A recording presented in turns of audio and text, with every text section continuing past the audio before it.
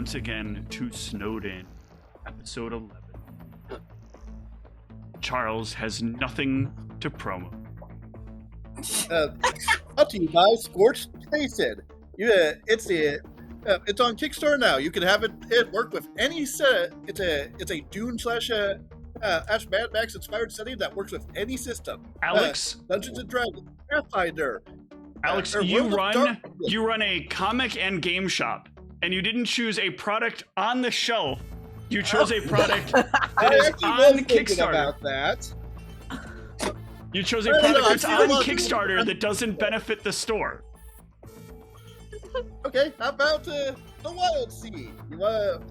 It's an RPG about a world where everything's covered in trees, and you have to run you're on a boat made out of chainsaws. Wait, what? Yep. The entire world is like a sea of trees. You get around out on boats that use chainsaws to kind of cut off the branches and travel through. As the tree that you can't go under it because of too much mutagenic stuff. So, I hate this conceptually. I died just to see it. They haven't even gotten into how there are cactus people and moth people in the setting. So it's Thunder Junction. No, not at all. It's more piratey. Okay, even worse. More Age of... All right, let's move on from this. Gonti with the pirate hat. Oh.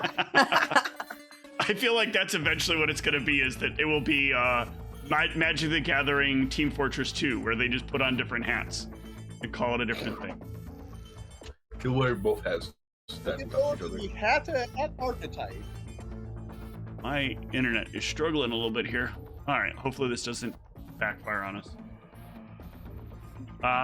So, when last we left off, we kind of brought ourselves to a point that we learned about Billy's new discovery, which definitely left Charlie feeling real comfortable, right, Charlie?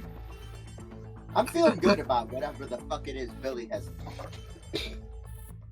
He's only found secret tunnels to maybe mysterious organizations that aren't supposed to be there, you know. Usual. I believe my words were goddammit though.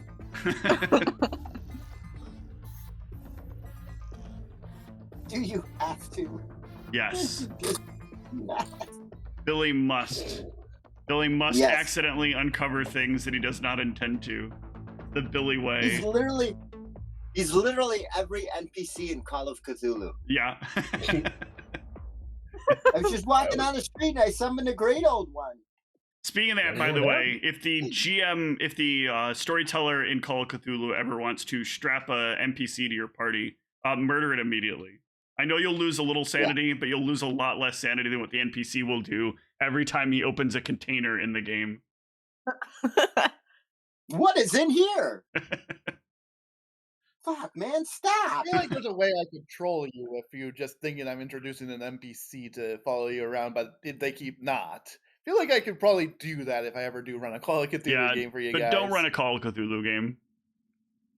I probably won't, honestly. Yeah, I'm not even entirely sure I'd actually be that interested in running it, but... You have to hate players in order to play Call of Cthulhu, or enjoy hurting players to run Call of Cthulhu. Yeah, I haven't had enough DM experience to be there. I don't know why you would say that about me. Well, listen. It just makes sense. You DM enough of your players. They fill you with a different type of rage. I don't know what else to say. Yeah, sometimes they perform actions that bewilder the mortal mind. It is very true. You spend enough time trying to get your players to do something rational, and they insist on doing some jokey ass shit that wasn't funny to you, but they found hilarious for 45 straight minutes.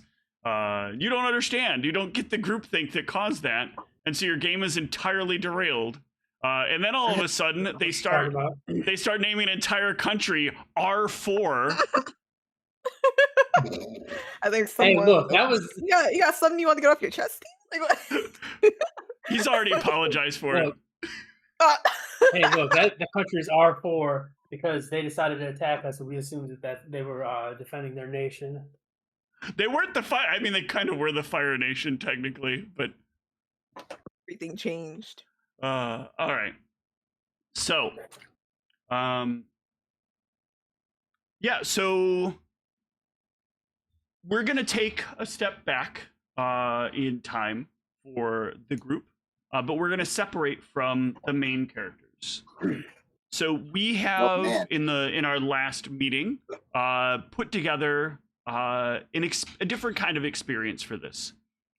The current characters have a little bit of a complication. The school has people that are oddly religious and obviously is open primarily during the day. It's a little hard to obtain information as vampires from an organization open during the day if you can't really be in that organization during the day. But each of the party members has found a specific person who has some access to information and is in some way connected to the school. Each of them has a little bit of background, and we're going to kind of take a moment to understand what connects all of these people to the school and kind of bring the bigger picture together as we go. So I bet it's a love of learning. Sorry. These events are going to take us back to some very specific times in each of these individuals. And I think we're going to kind of do this in relative chronological order.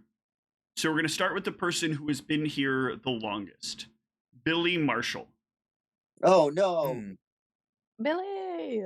Delay. So- Billy. Billy at the time is relatively young. It's about 20 years in the past. Oh my God, he's almost fetal. No, he's not almost fetal. Billy's like in his early 40s. What? Yeah, Oh, he's old and decrepit. Okay. he's not. Old. Excuse me. It's so good. Old man I Billy. felt Yeah, that take that, from Steve. over here. I will delete you from the server. Listen. Wait. Let's not be rash. No, I figure he's somewhere between like late 30s, early 40s. Okay. So, Alright. did you have a different idea in mind? No, we'll go with that. Okay, because Billy has enough understanding of how to fix things that it's happened over time. Yeah. He's just really, really like not developed in his years. Spent all his time hanging around the D&D table. No, that's you, Charles. Oh wait, that might also be me too. I should stop talking. Yeah, I was gonna say. Hello, Pod. So Billy was not born in this town. Billy's family moves out to Ephraim. They are from what is also kind of a, at the time, smaller place, Provo. Oh, wow, Provo. Yeah. But they end up moving out to Ephraim. Ultimately, a lot of it is somewhat linked to the school itself. So one of Billy's parents, his mother, gets a job working as an administrator within the school. So this would be working in the finance department.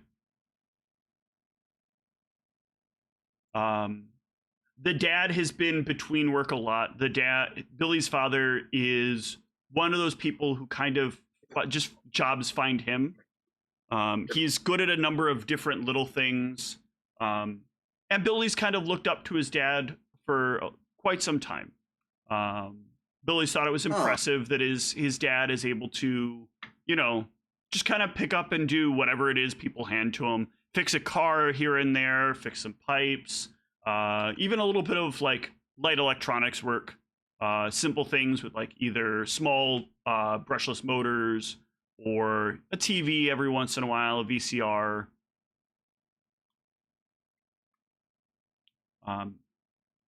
But Billy finds himself on one of these days, rather young, getting an invitation from his mom to come meet her at the school. Billy's in his very late teens, maybe early 20s, when he gets this Oh my call. God, they're getting a divorce. No.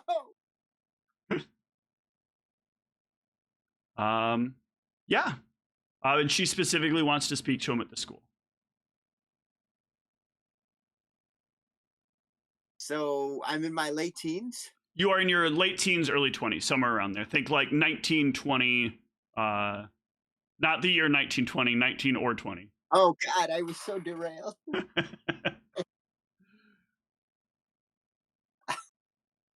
gonna show up in my Jones. And you're what?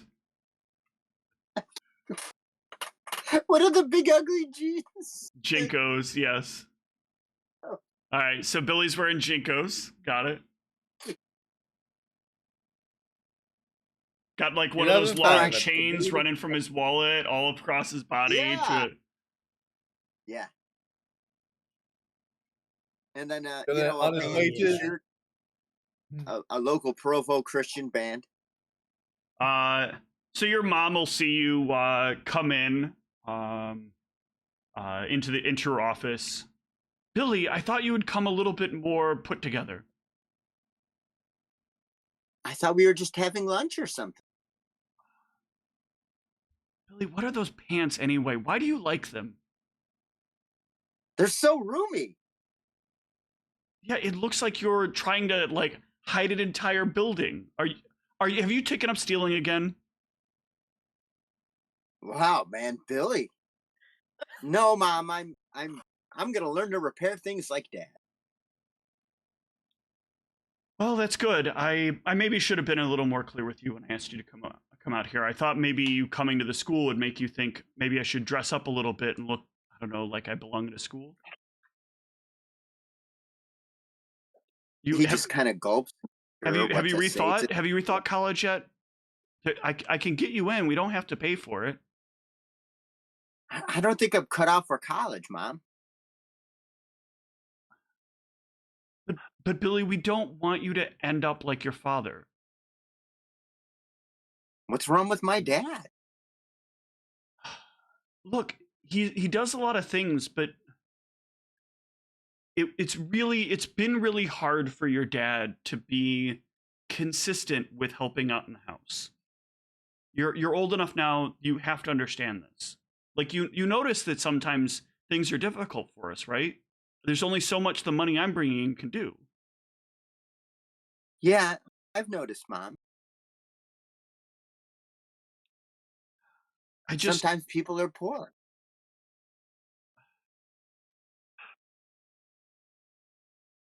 It's not how it has to be, Billy.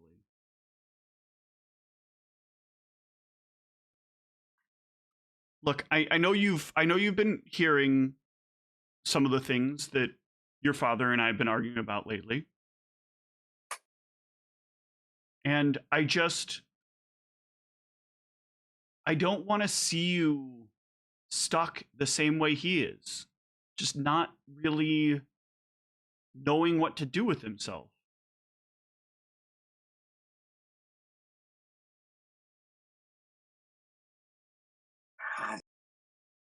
And you think that answer is going to be college? I think maybe if you could just find the right subject, the right thing that interests you. You know, I think you seem like you're much brighter than he is. I didn't mean to say that. I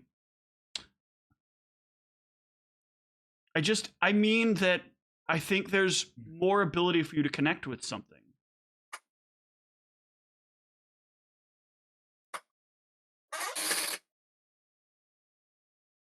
If you just gave it a try.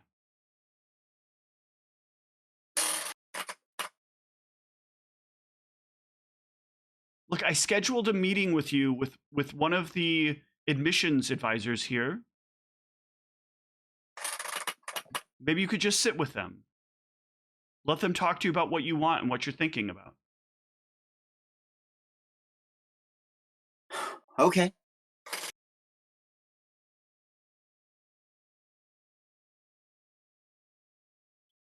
Good, good. I hope you know my whole goal is just to make sure that things work out well for you.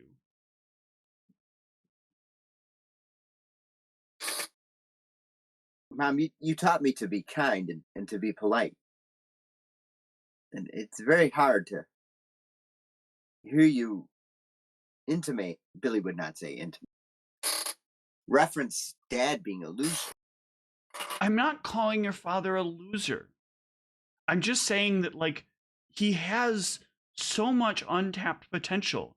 There's so many things he's good at, and he won't take the next step. Why does he choose to do anything with with the skill that he has? Why does he just take these odd jobs that he never gets paid enough for? He's always giving somebody yet another deal.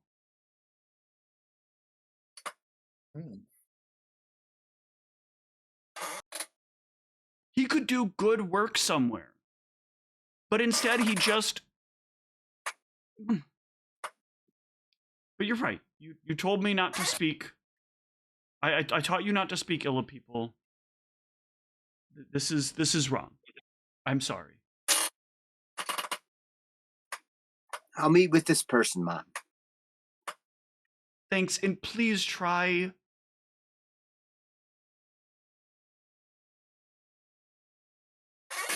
Don't Okay. just blow them off. I know, like... I know that your friends don't think college is cool. Just give it a try. That's all I'm asking. Okay. She'll walk with you down the hall to one of the offices. She'll let you go in and have a seat on your own, but she'll make her way out. And the advisor, like an older guy, is seated there. So you're Billy, huh? Heard a lot about you. Yes, I'm Billy. So what do you want to do with your life, Billy?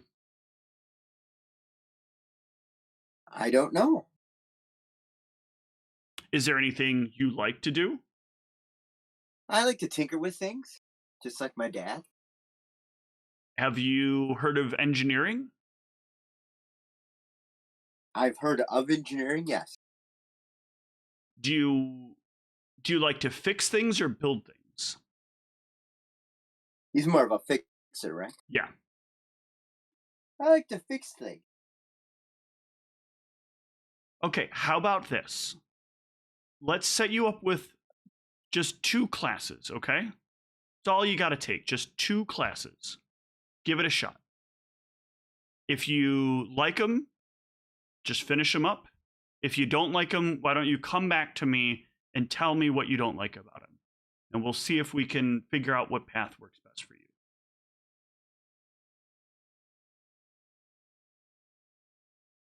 Billy kind of pauses. You know, he doesn't at any point think he's going to like this. But he wants to be thoughtful to his mother. Mm-hmm. I'll take the 2 classes. Thanks. What? Here's the details about the classes. You can read over them on your own time. What did I get signed up for?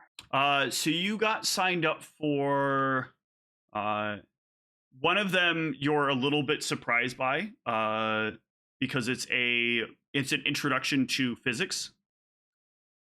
Huh. But the other one is sort of a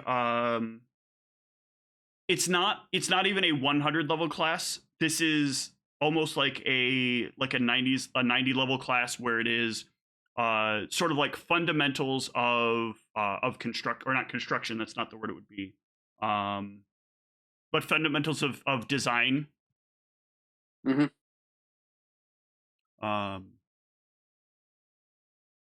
That class, so Billy can get a rundown. I think Billy would probably Billy probably does not do well in the physics or in the physics course.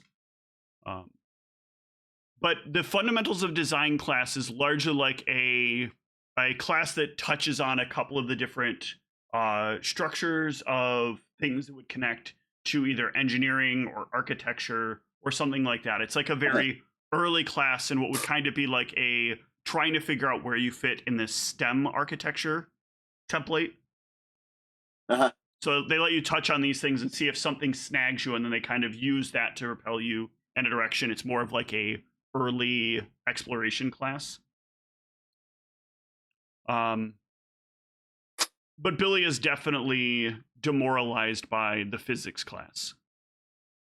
How do you think Billy would feel about the other course? He might be, interested, but I think the frustration with the physics might leak over. So it's going to be hard for him to enjoy the class that he likes.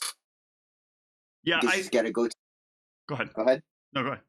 That awful physics course. Yeah, I feel like Billy is the kind of guy that like understands the visible aspects of physics, but like when it's like all the math stuff, it's just overwhelming. It's like why there's all these formulas and all this stuff. I already get why the wheel moves the way it does, or why this object flops the way it does. Yeah, he wouldn't care why that happened. The why it happens is unimportant to him. Yeah. It's just stopping the things from happening that aren't supposed to happening. Over that time, how far do you think Billy gets? Do you think Billy ends up dropping the physics course, or does he try to make his way to the end for his mom?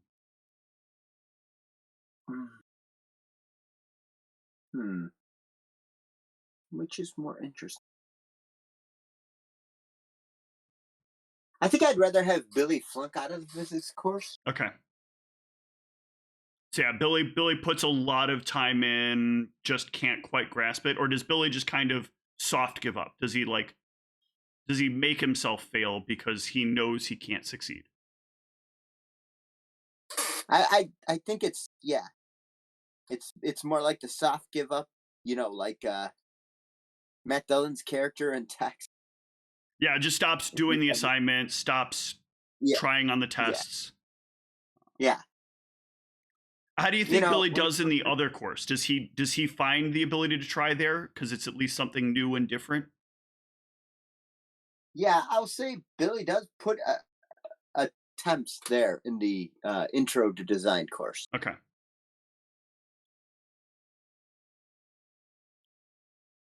So then I think But it's hard to. Go ahead. Go ahead. No, go ahead. No, it's hard to focus past that physics crap. Yeah. And I think that shows. I think like as you get to the end of the year or the end of the semester,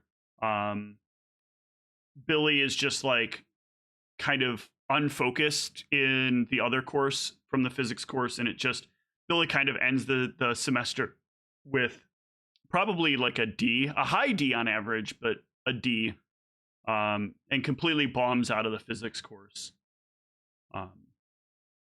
And this kind of let's go to you're at home and your mom and your dad are there, and your mom is kind of looking over how you've done in the course. Billy, did you even try? I try. Really? You've completely failed physics? You didn't ask me for any help? And I wanted to do it myself.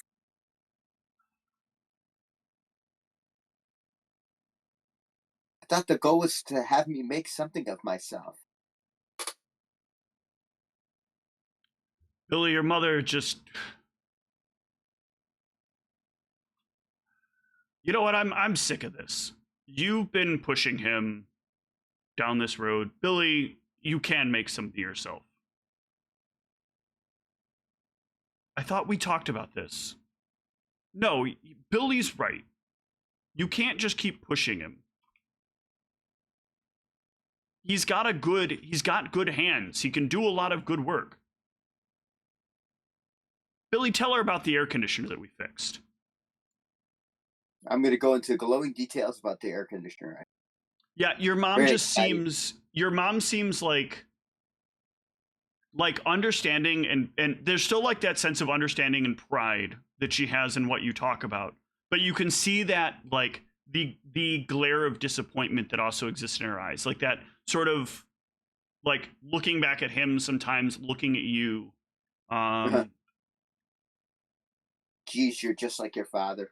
Yeah, that is exactly it.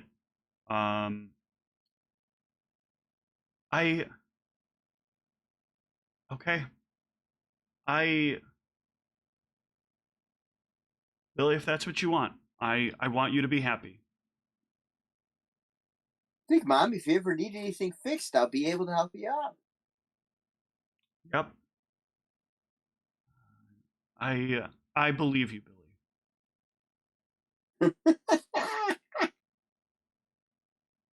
That's a grim assessment. I mean, you kind of hit the nail on the head when we first started the scene. This kind of builds over time. It becomes rather clear to Billy as time goes on that your mom's attitude towards you is really probably, I mean, Billy may not notice this directly, but Billy's mom's attitude towards Billy is really less about Billy and more about her negative feelings towards a relationship that just felt like one person kind of working really hard and another person that just kind of works when they want to. Mm-hmm.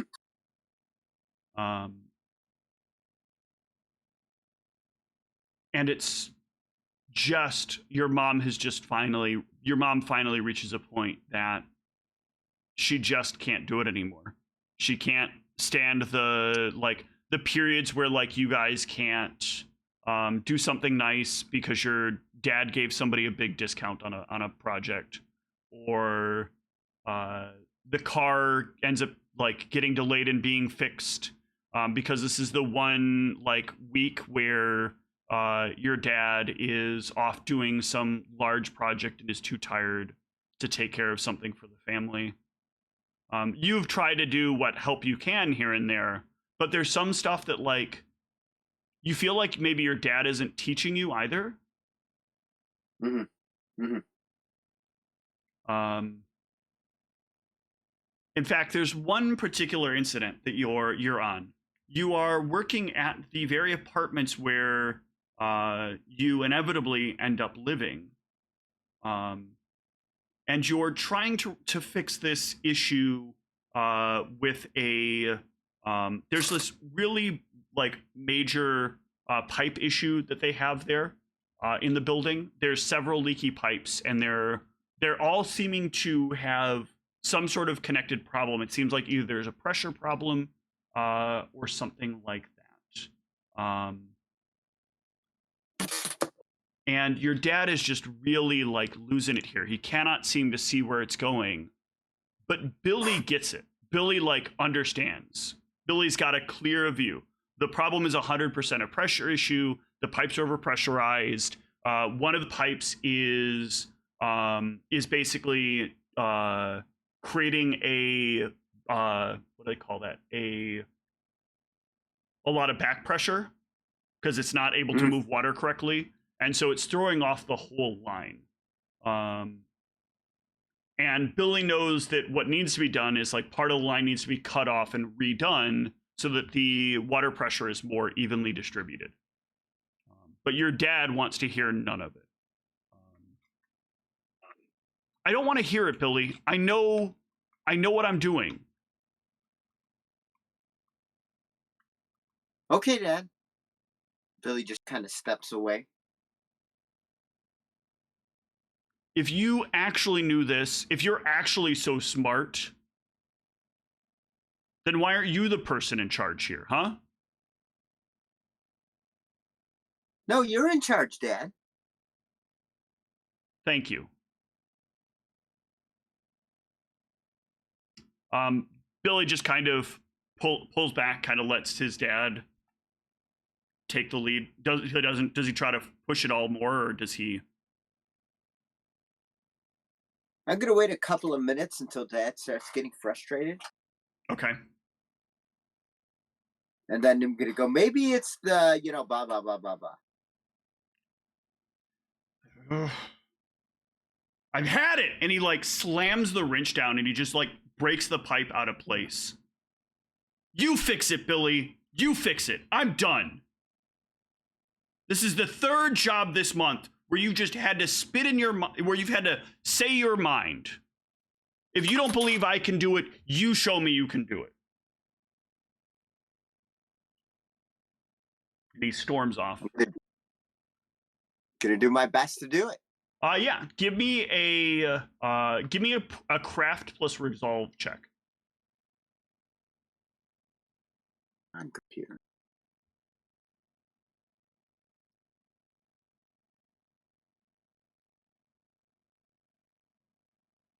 Hold on.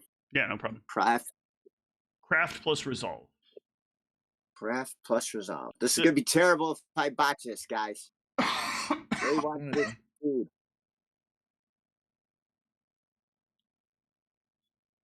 This is that kind of job where it's not about what you know, it's about having the ability to just put in the time.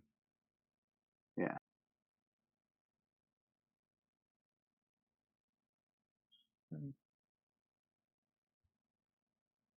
Come on, Billy. Yeah. That's good. 3 successes. Yeah. So yeah, Crafty. Billy's there for a lot of hours. It is basically a lot of reworking a lot of lines, having to shut things down. Billy finishes the night exhausted. But when Billy comes home, Billy is presently staying with his dad. Billy's mom, a couple of months ago, had separated from Billy's dad. They're not quite divorced. They still see each other from time to time, but they don't feel like they can live together. And Billy's dad has been struggling a lot with like keeping the finances above board. It's been helpful that Billy has been doing some work here and there, but it's just hard paying the bills right now. But like Billy said, it's okay to be poor. But I think Billy doesn't expect it when he comes home and all of his stuff is packed up outside and his dad is sitting on the porch. What's going on, Dad? You want to be a man? It's time for you to be a man.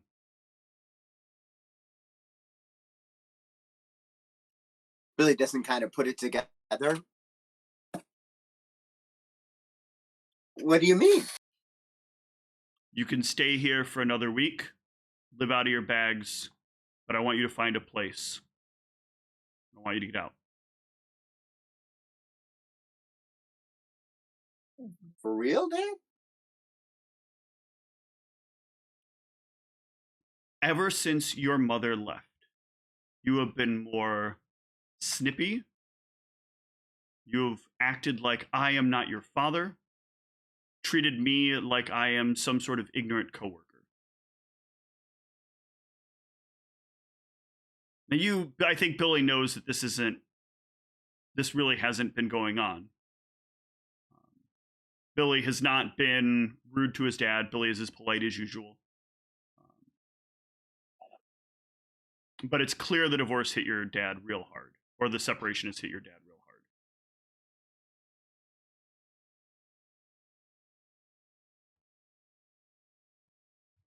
Yes. I want you out. I think you'll do fine. I'm assuming you fixed that pipe issue. I did. So you'll do fine on your own.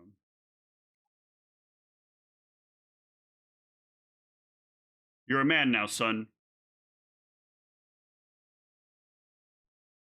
Doesn't have to be like this, Dad. Billy, I can't anymore. Go talk to your mom, see if she'll let you stay with her, but I can't do this anymore, Billy. Every day that you're here, every time that I work with you, you're just always a reminder of her. She's always there. And I'm just trying to get work done. And you just, God damn it, Billy, sometimes you're just so in the way.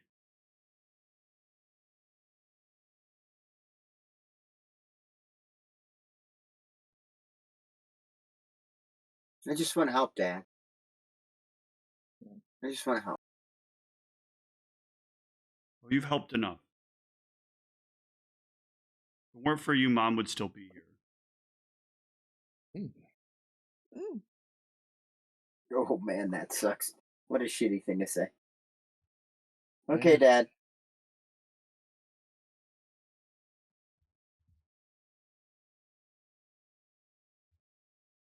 But you'll be all right.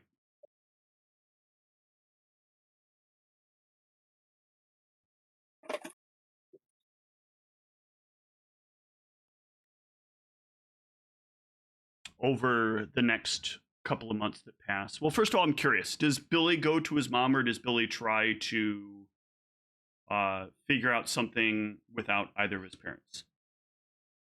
I'd say he tried to figure out something without either of his first. Okay. So you'll at some point, somebody from this school or somebody from that building will reach out to you, and they'll like they saw the work that you put in, and they'll pay you a pretty reasonable sum of money, and they'll say that they mentioned you, they referred you over to the school, that the school has some projects that they would like to get done. They think you're a good fit for it, and your mom put in a good word for you as well. So you're kind of a shoo-in there. And every once in a while you'll see your mom, but it seems for a little while like your mom is kind of being evasive. Like, it's not that she doesn't want to talk to you, but it's also that she's always like she seems like she's always making herself busy whenever you're around somehow. Uh-huh. But it's roughly stable work. It's small projects, working on things here or there.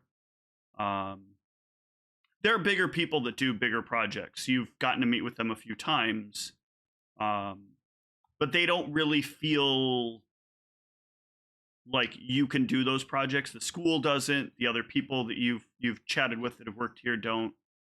You're just like the little handy person. Yeah. When the regular people can't solve something, but it's not too big, they bring you in to do the job.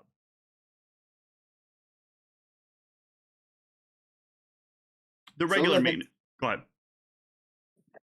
Yeah. There are regular maintenance people that can do certain levels of things, but it's enough. It pays the way. You find yourself like comfortable enough where you're living in the Palisade Park apartments. But it's slow. Times are tough. Your dad, every once in a while, kind of reaches out in a weird way. He'll see how you're doing, ask if you're all right. Your mom will call you from time to time.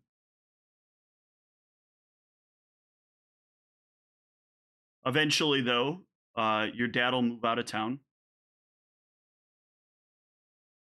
When your mom ends up losing her job at the school, she also inevitably ends up moving away. She doesn't lose her job for a bad reason. She finds another job that pays more. So just kind of moves on. Good for her. But her and Dad definitely go in different directions.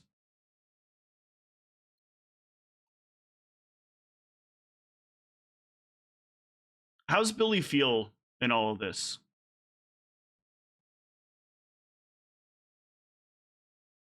Billy's basically just trying to like make it through, like keep a good attitude. Mm-hmm. Right? It's kind of like, well, this is sad, but I got to get this thing repaired. Yeah. Billy just kind of drowns himself in trying to keep jobs. Yeah, trying to keep jobs. You know, being extraordinarily polite. Does Billy have a lot of friends? Not really.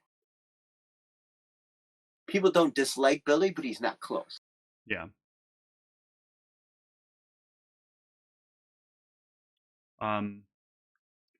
What's Billy do for hobbies, by chance? Has he developed any, or is he just that stuck in work? That's a good question.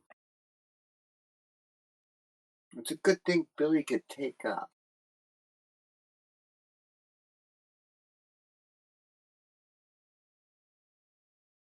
I feel like a guy that's going through what he's going through without much tools probably is watching a lot of pointless TV. Okay. What's Billy's favorite show? You know what? Let's go with the shittiest show of all, Cops. Yeah. Bad boys. He likes to sit back with a ginger beer and watch back-to-back episodes of Cops. All right. Is that show still on? Probably. They still show it. If not, they have Real Stories of the Highway Patrol. Yeah. There's always something like that on. Yeah. Billy doesn't know why it makes him feel better, but it makes him feel better because he knows at least he's not those guys. Yeah. But he's not with it. I would say that's probably the reason a lot of people like that show. There's a certain level of like comfort food that comes with it. Like things could be a lot worse. I could be in that situation. Yeah. At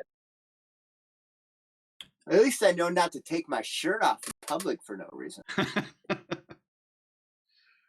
All right. Then let's move chronologically away from Billy. Oh, no. And let's move over to very, very, very young Emily Smith. Okay. So Just a young nerd. Emily is similar to Billy in this particular case. She is around 16. Her family is talking about her future. And in the conversation about her future, there's a lot of talk about where should she go to school. Now, Emily is one of those people that, very bright, is definitely distracted by something else. I noticed you gave her a lot of occult, and we're going to really lean into that a bit. Yeah, I guess I decided to make her a bit of a nerd on that one. Yeah. So, it kind of felt right with something I knew about her. Yeah, so Emily's got like this fascination about all things that aren't the religion she's been brought up in for so long. She's very devout. She doesn't want to, give up her Mormon ideology, but all these other things are fascinating.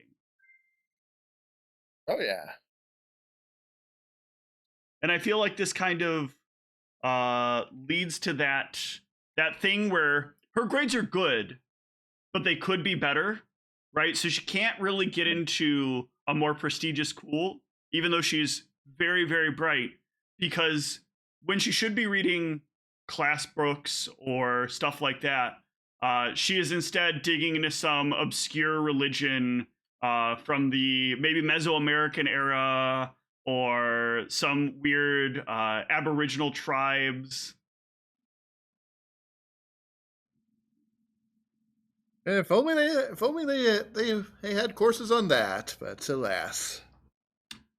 Well, there are places that do. Unfortunately, Emily is not accepted by those places.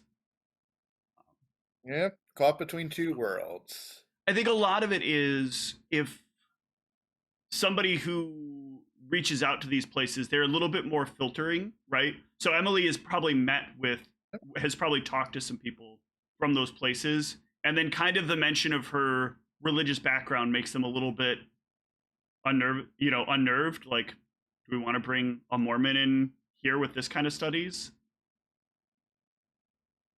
Yeah.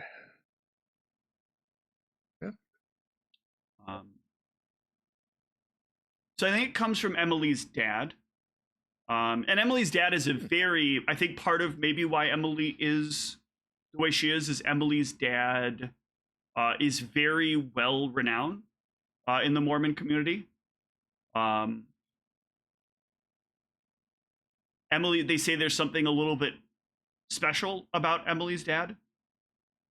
People seem to feel better just being around him.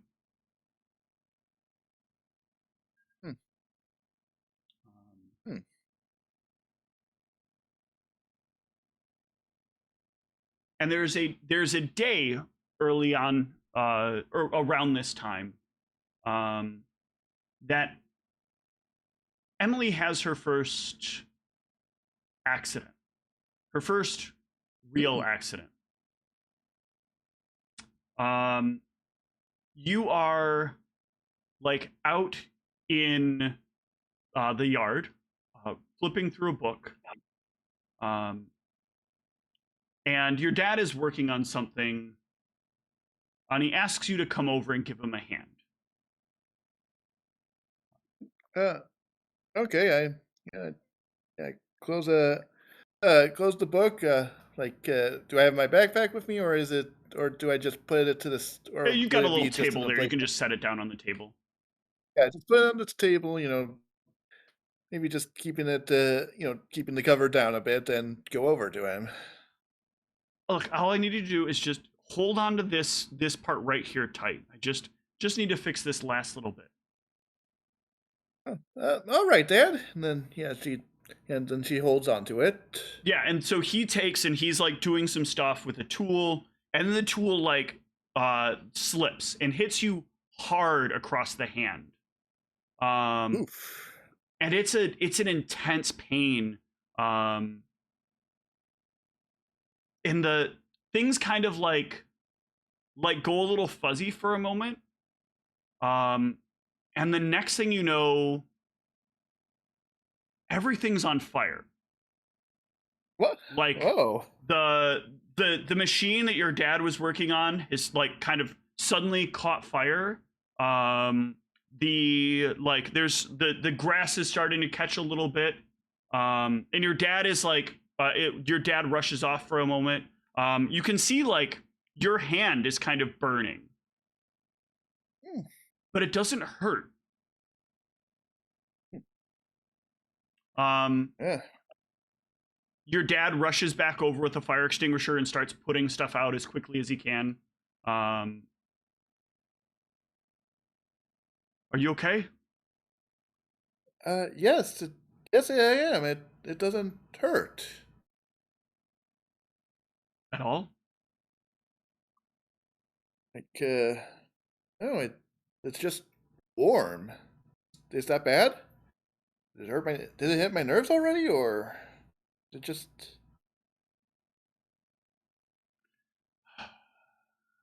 There's something we need to talk about.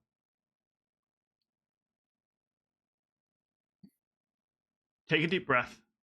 Oh. Pretend your hand isn't on fire. Think about your hand being normal. Okay, I focus on my hand. Just focus on it. Yeah, the fire slowly fades away.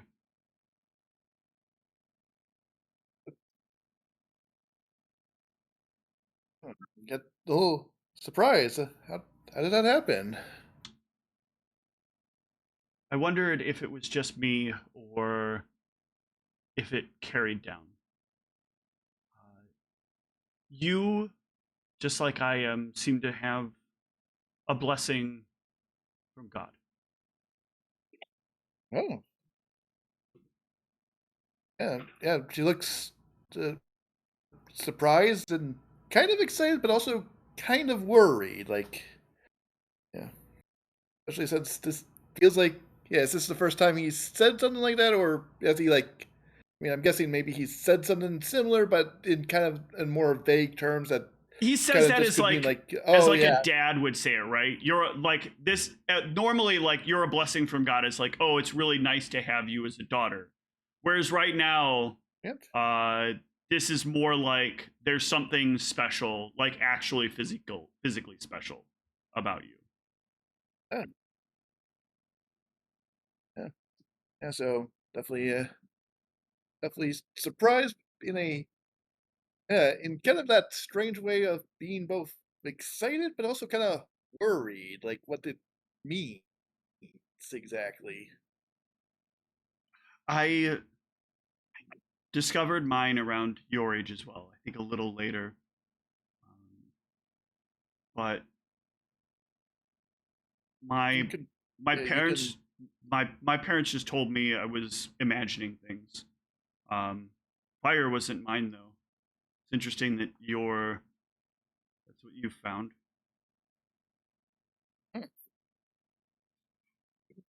what is your thing, Dad? It seems to be sort of fixing things, repairing injuries.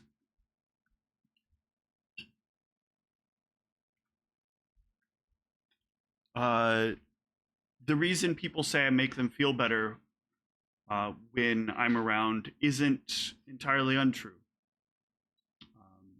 It's not, you know, I'm not being blasphemous here. I'm not Jesus or anything, but I definitely tend to find that if somebody's particularly sick or uh, somebody got a cut, I can help them ease away the pain a bit and make them heal a little bit faster than usual.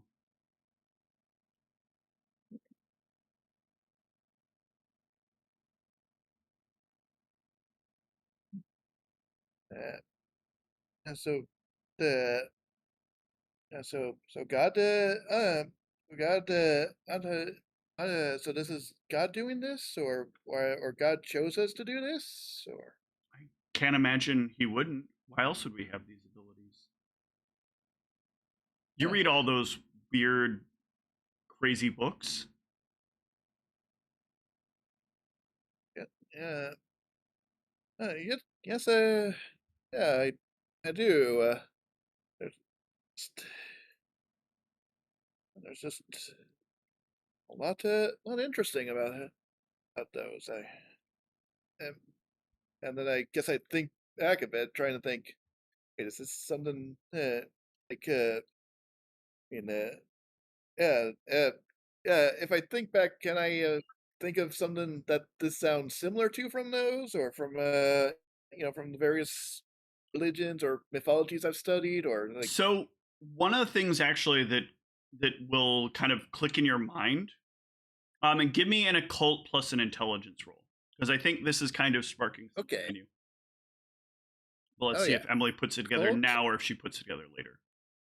Occult plus okay, intelligence. yeah, intelligence, confirm, roll. Oh yeah, Ooh, 7. she should not have hunger. Sorry. So 6 Yeah, successes. okay, so Um, 6 successes. yeah. So Emily remembers that your dad has this book. It's kind of what made you initially interested in this kind of stuff. It was kind of cryptic. It had this like very strange writing on the inside of it.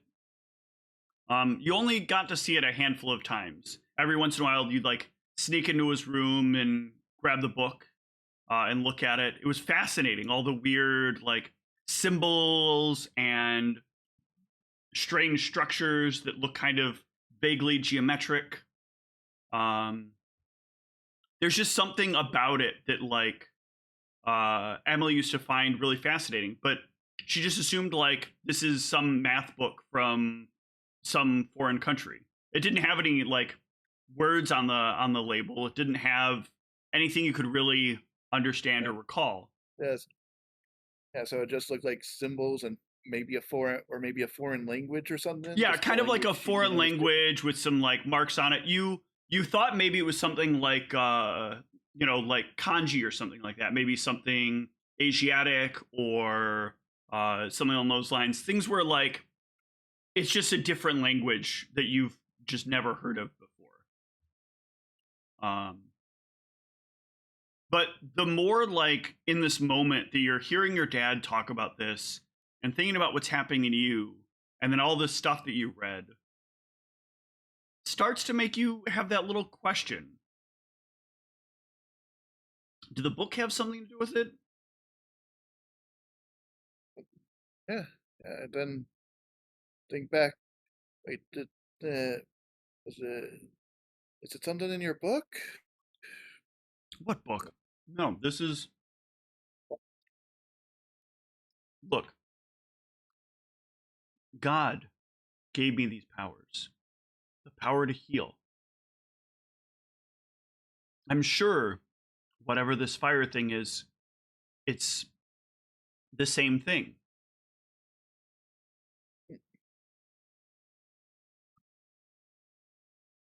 You wouldn't get this from a book. What book could teach you how to do this? I don't know, unless wait, just unless it's a book that has God's words in it, or God wanted me to see the book, or Maybe if the book has something to do with this, if you want to believe the book has something to do with this, I'll tell you what, you can take the book. If you feel like the book in some way is connected, maybe you can figure it out. I've been looking at it from time to time, but it doesn't really make a lot of sense.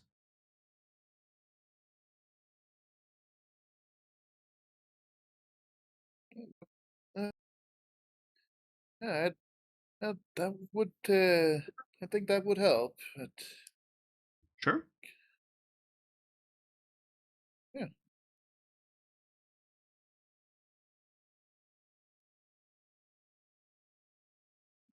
So he'll pass the book on to you eventually. He's a little delayed in it. You ask him a few times. Yeah. Yeah. But it really ends up Right. not being until like I guess probably not a few days, probably a while. It's not really until Emily kind of prepares to leave for school. Finally getting accepted into Snow at least as a place to go. It is a place with a lot of interesting background. Emily thinks all the interesting stuff with the Snow family, the weird incident with his kid. So definitely like a unique place, or at least a place based on unique things. But gonna be a little dull. Not gonna find any real interesting books or anything like that there. But as you're packing, your father brings you out the book.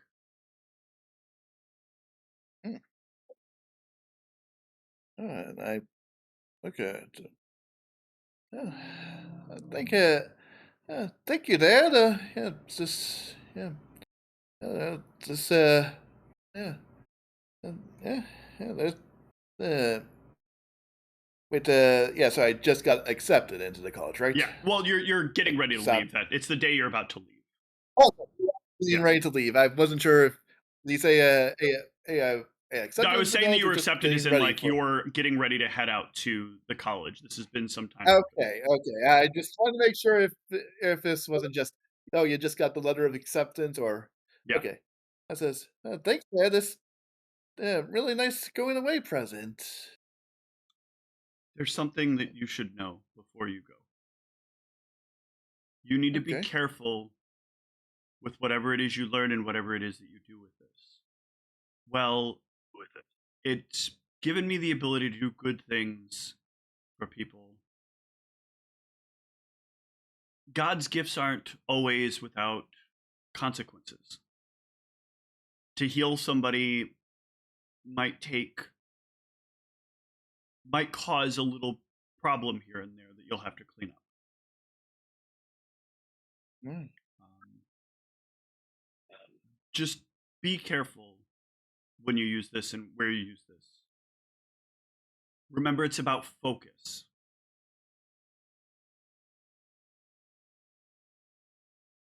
I will, Dad. I'll only use it as in the ways God would want me to use it, and I will be careful.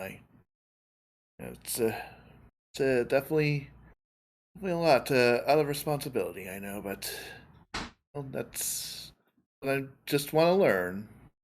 I know, and I think you can handle it. I think you're ready.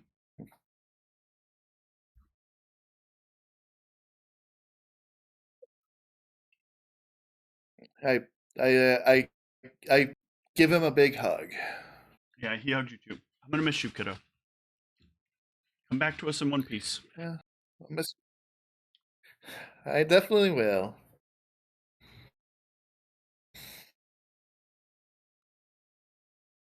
When Emily moves off to the college, it takes a while to sort of start fitting in.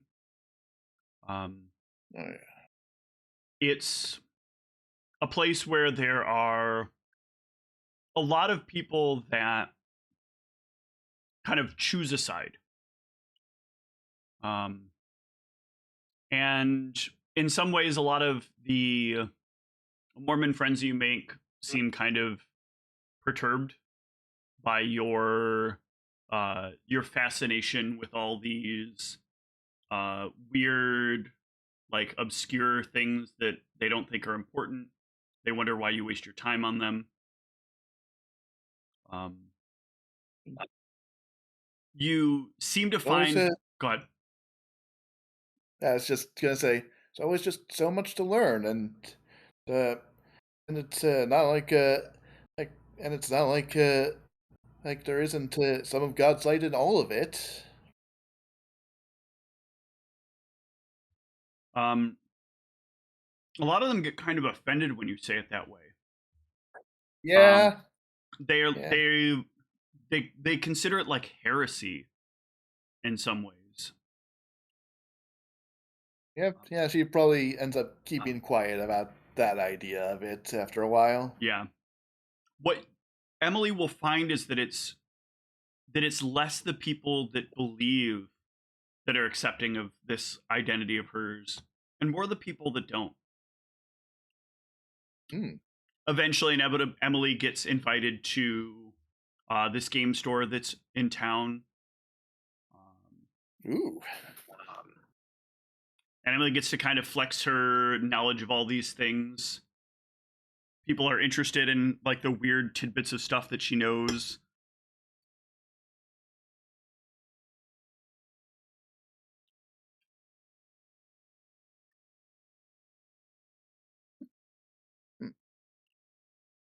Yeah, I was actually trying to think of like some bit of information, but I'm kind of realizing drawing a little bit of blank. Gonna have to do some research on this stuff, for when I'm ready to flex on that. It's okay. We are going to move on. Yeah. To the next person in chronological order, and that's going to be Bryson.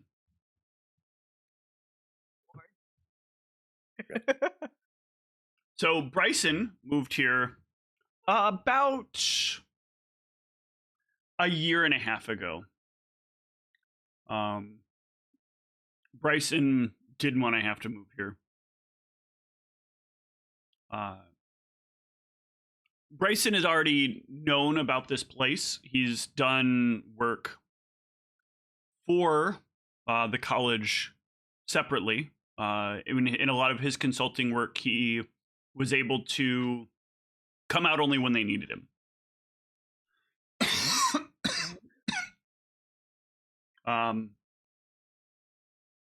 Bryson's job is to kind of create these bridges between the school and funding opportunities for the school that are not normally available to schools in their category. So a lot of times when you have a more religious institution, there are a lot of doors for funding that are kind of closed to you because you're treated kind of like a private institution. Bryson's job is to kind of open those doors in what way that he can. You wrote some of his background, by the way, with the skills that you chose. Good choices. I like what I was able to do with the story from this.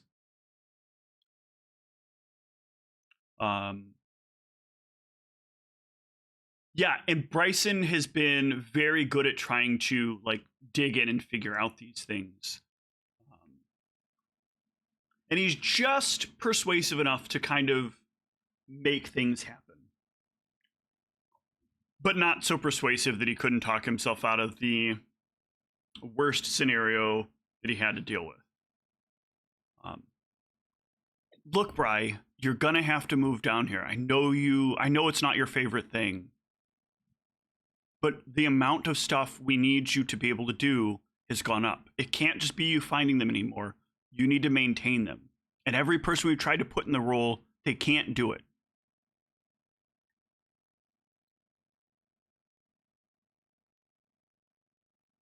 Don't give me the silent treatment, Bry. Is there is there no way for me to do this remotely? I suppose. No, I'm Bry, not they want to meet really- with you for these things. This is why you fly out here each time. It's getting very expensive to fly you out here. If you come out here, we can find a place for you that we put you up. You can live there as much as you want. You won't have to pay a dime for your living expenses.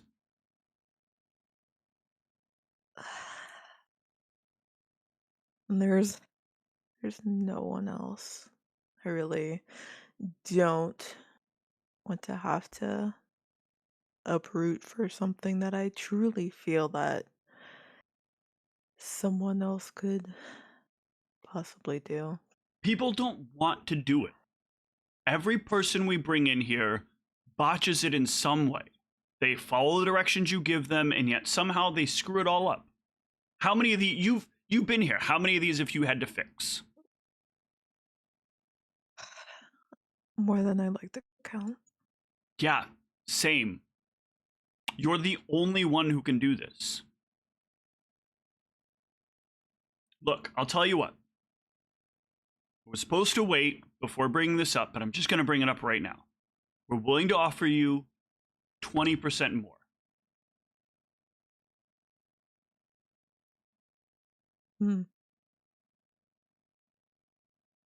So, free place to live, 20% more income. How do you go wrong?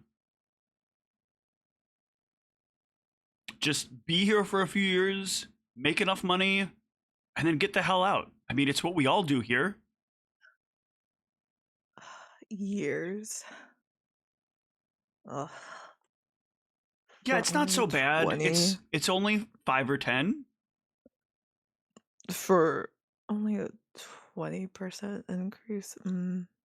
That's a lot of money for Well. you. Come on.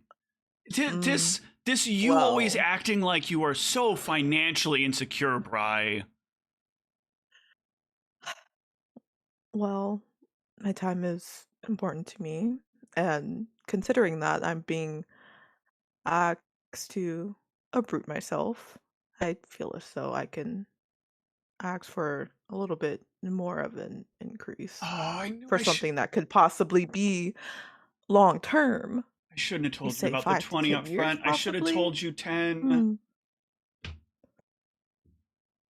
Oh, I would have said no if you would have said that. That's not enough. How much do you want? 25. That's fine. I think I can make that happen. You better score the Mendelssohn Fund. I always do, don't I? Yeah, but this year's harder. They keep complaining because we're not open enough to other systems, and we keep telling them we've restructured how we choose our students.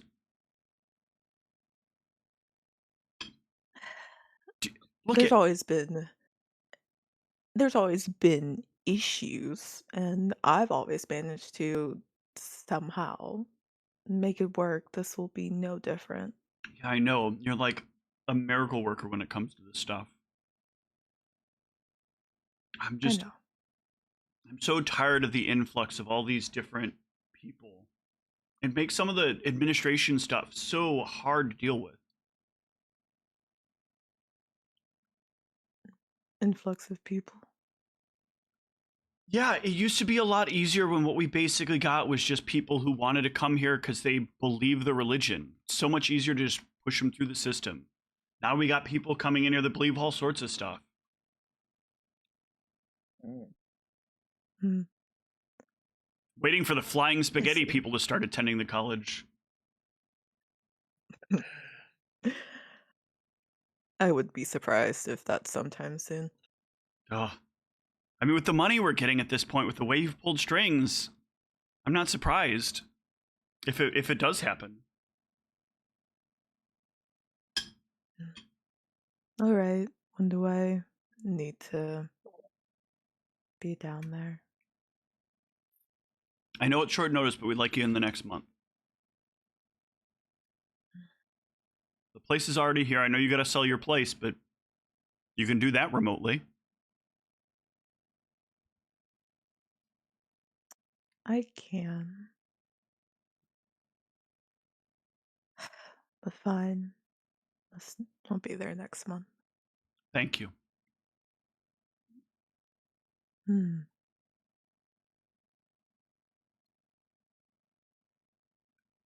A very dissatisfied Bryson will hang up the phone.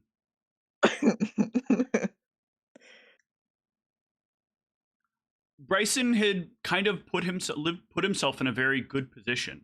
For quite some time, he had been able to kind of play a lot of these secrets. Play a lot of the schools he was doing this for in a certain kind of way. But as it seemed like Snow was more willing to play the kind of ball that Bryson knew they needed to play, there was kind of like this writing on the wall that this was the inevitable direction. There just kept being this hope, like, if I can just find one person, just one fucking person who can follow actual directions, maybe it would work out. But the problem is, like, just like Bryson, none of them want to live in this town, right? So it's always like, oh, you can get this job and you can have all this money in this nowhere burg, right? There's nothing. Nowhere. You want to buy something nice, you got to go out way outside of town for it. You've had the pizza there. It's atrocious.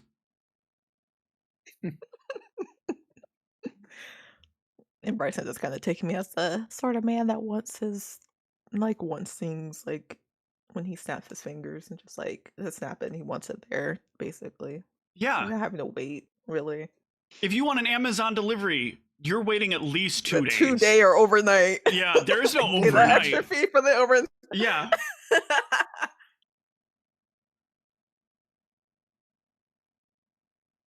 Their biggest claim to fame is they have a Walmart. Oh Lord. Yeah.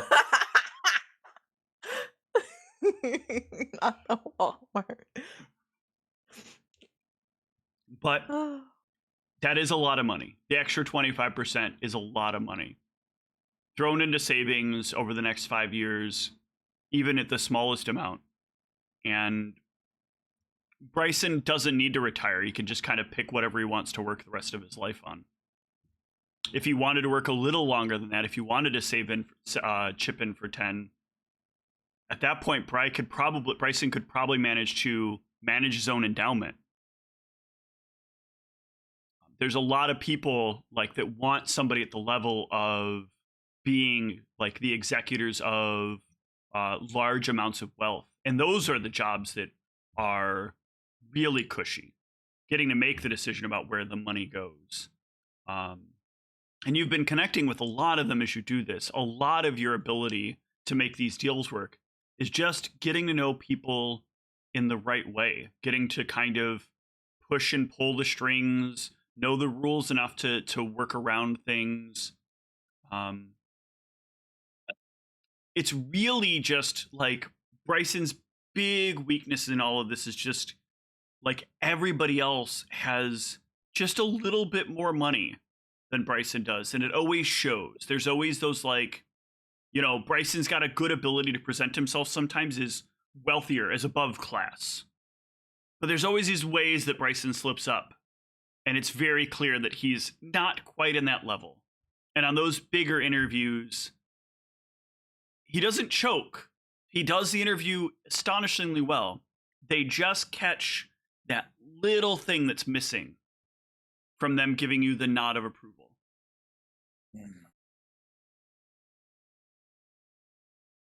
Oh, dang. I don't know what that could be. Me and my poor behind could have no idea what that could be like. Oh no. So after about a month, Bryson makes his way down there. And it doesn't take more than another month for Bryson to already be ready to leave. Oh. It's so hard to get simple things, you know, a good cup of... Is Bryson a coffee or a tea person, do you think?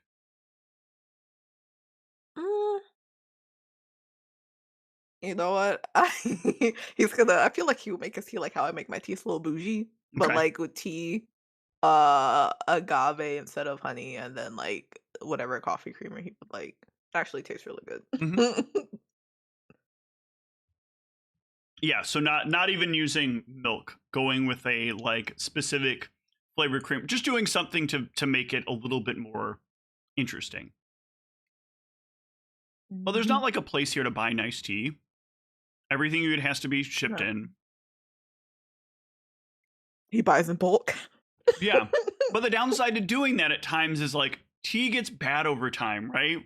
So you get a lot of the good stuff True. because if you have to buy it in smaller quantities, you're spending a crazy amount of money on the tea, which doesn't make it feel effective. And it sometimes doesn't show up when you want it to. So sometimes you're out of it when you don't want to be.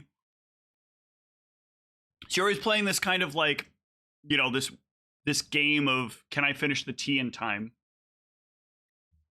But you've been struggling to try to figure out how to make this pattern work, how to make everything work out okay. And as the money gets deposited into your bank account, it does feel a little bit better each time. You move the money as you need to, and it works out okay. The problem for Bryson has been some of what Bryson has to take care of for the other side of why he makes things work. Oh, I'm scared. What's the other side? Bryson is sort of a handler for things. A person who moves money Drugs? and goods. Oh. Not drugs. Drugs are, if it were drugs, it'd be easy. Drugs are easy. If you're moving money and you're moving goods for drugs, that's simple. Just a handful of mules and you're good. But what if you're moving the mules? What if you're financing the people getting from point A to point B? Oh. Oh, Lord. It was an accident that Bryson ended up in this place in the first place, and this situation in the first place, trying to make one of the biggest deals that he could. That Mendelsohn agreement is a very interesting agreement. The Mendelssohn Agreement was a fight, a very big uphill battle. When you had achieved it, you thought you had a major breakthrough. You did a bunch of research. You found out about a few of these shell companies that Dr. Mendelssohn had been working in. You started digging even more. You find a little bit more stuff. And you figured you'd use that as leverage. Unfortunately, you failed to seal off certain things as you were accessing certain things. You're a person who's reasonably good with your tech. You're a person who's reasonably good at keeping an eye on things. But reasonably good only helps you when you're working against other people that are reasonably good. Mendelssohn had powerful people working underneath him. Oh. The next thing you knew, there was enough evidence against you and some of what you were interested in. And to you, what you were interested in isn't really that bad. They're just younger. They don't cross the line at any time.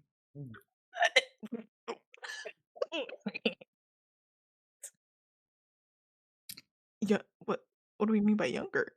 I'm Younger. scared. You like your boys more of that college age. It's Oh, legal. that explains Silas. Okay. It's legal. Oh But you get set up in one of them. They get you with a boy, much younger. Passed very well, though. Almost impossible to have known. But that doesn't matter. What matters is the time you'd have to do, the convincing you'd have to do. And the way that they played the situation beautifully, making every conversation you had have just enough hints that it would be very hard for you to play off that you didn't know. Oh, bro, you might be cooked. So they get you to make the deals they need. You move the money, and you approve the shipments they need you to approve to where they need them approved. You don't ask questions because you already know.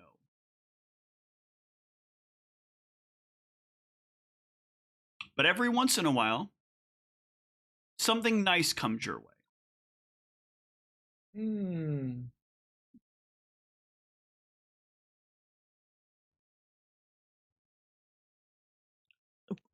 Nice. Yeah. They, with the endowment, with the way that they can manage things, they make an approval of money that appears for certain boys they know you'll like. These fresh college kids that show up. Wait a goddamn minute. What? Also, wait, quick question. What does endow mean? I actually don't know what that means. So an endowment is like when they would offer up some large amount of money in exchange for. So an endowment is like if you get into like having a significant amount of wealth and you want to do something good with your wealth, you create these like organizations built on the money that you have, and you choose people to manage how that money is going to get separated to various different companies. One of my clients used to be the executor, or I'm sorry, the second to the executor for an endowment. It was like a select piece of the endowment. So I forget exactly what the program he managed was, but it was like he would do this piece, somebody else would do this other piece, this other person would do this piece.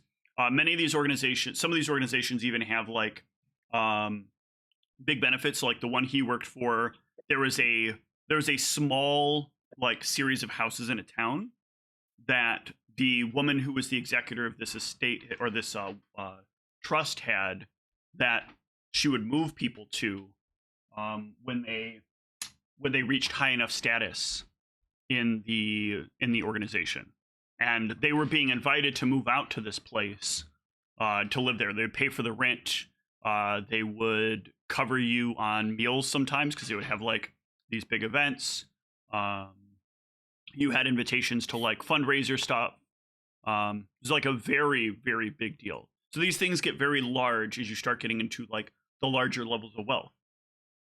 But when you get these jobs, as long as you're not like blowing money like an idiot, as long as money's going into places that seem rational for it to go, you basically use the money almost however you want. You just have to make sure you make a reason for it. It has to be a very clear and rational reason for doing it. So you never really have to think about some of the hardships. You just do what you're supposed to do.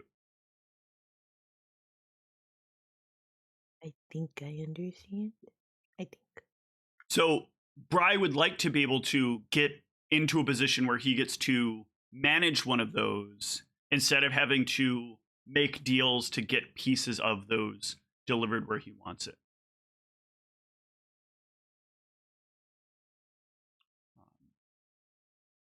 I think I see. Okay. Cool. I think. So Bry is in another meeting.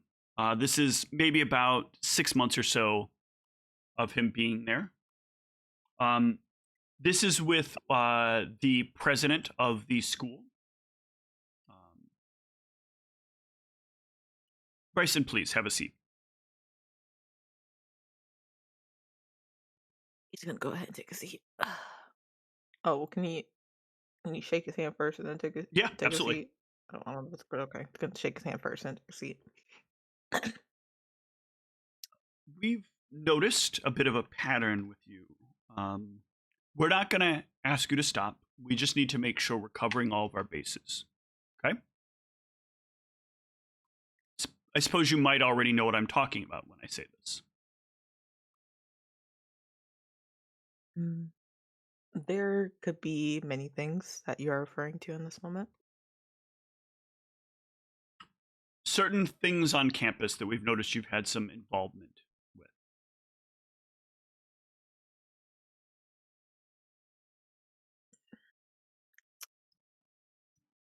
All right.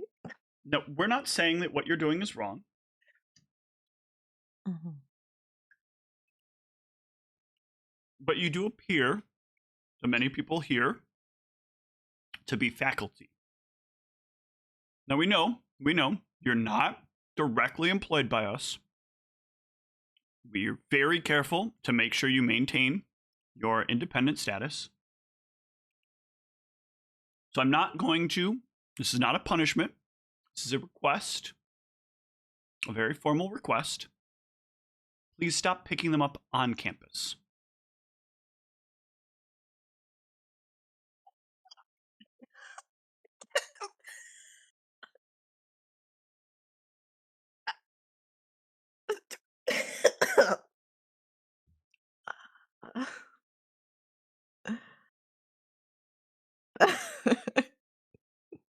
That threw me so off. Okay, I'm sorry.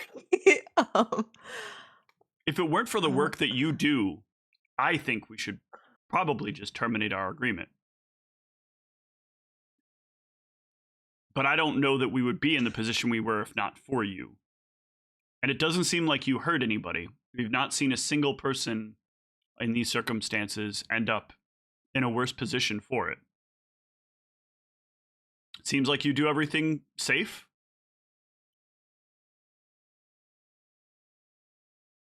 Is that all you're asking of me?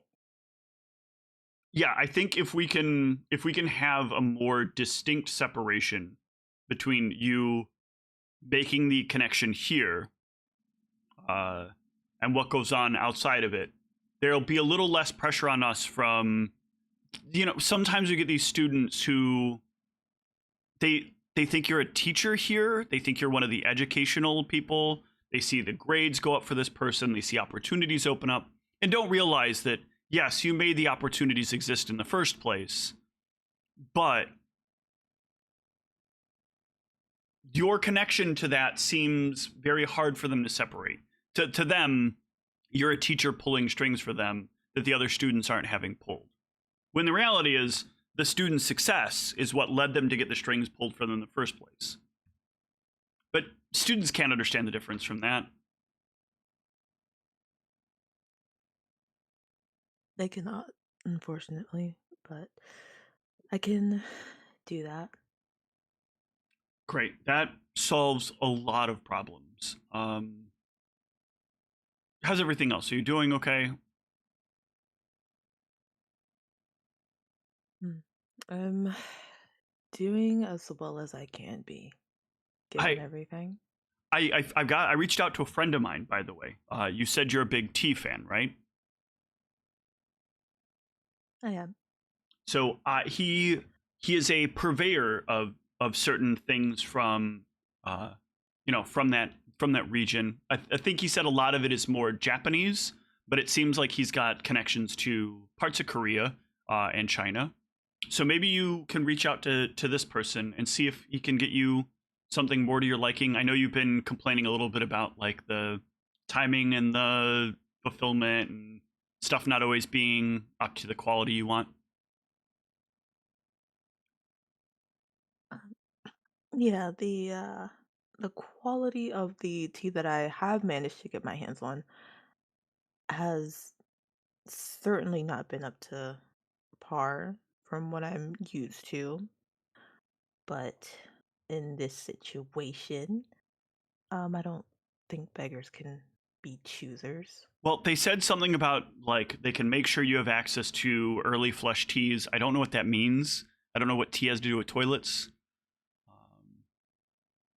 But I don't really understand tea. I'm a coffee man myself.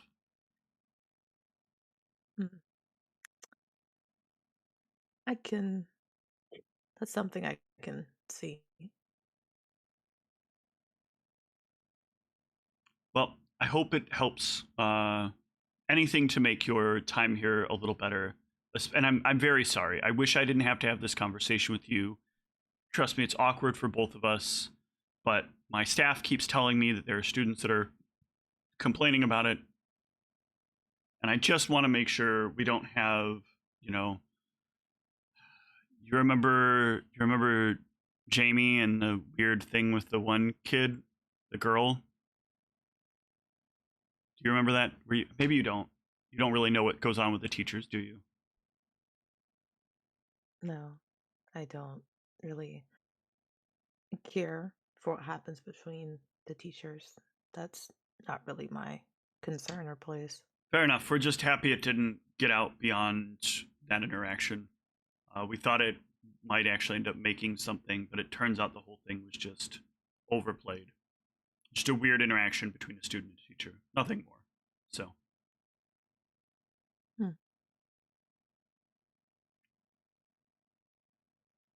Very well. I hope you have a good rest of your day.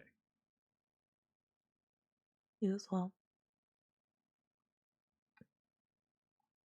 A lot of Bryson's interactions are like that. There are a lot of like knowing that at times you have to take a loss for the bigger gain that you're getting.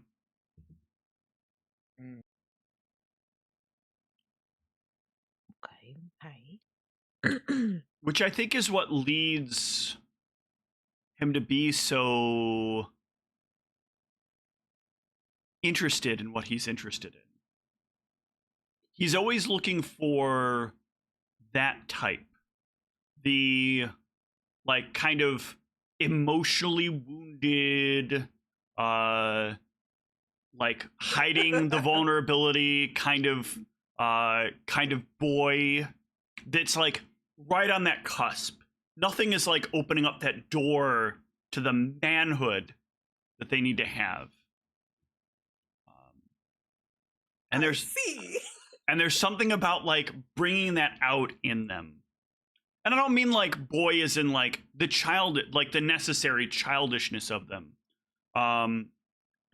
But you know when you run into those people who are like, you know, in their mid to late 30s and still like can't do a lot of basic tasks for themselves because they've just never had to, so they're still like eating a cup of ramen because like the idea of turning on a stove just completely destroys their brain. Yeah, I've met a couple of those. There's this like kind of like he sees the potential. They want to be an adult, but they just nobody's really given them the pieces. And so there's just something about like trying to coax out that part of them. And usually there's some deeply seated balance of like aggression, but a fear of that aggression and a kind of like lack of their own ability to know where their limits are.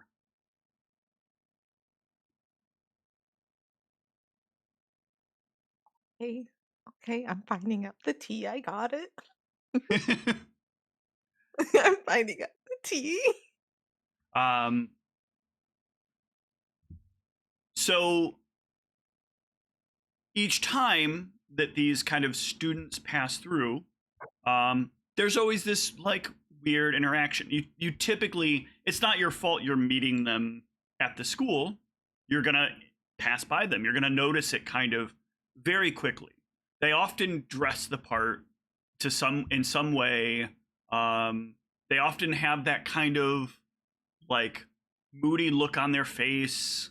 You could, if it were any more obvious, you could smell it on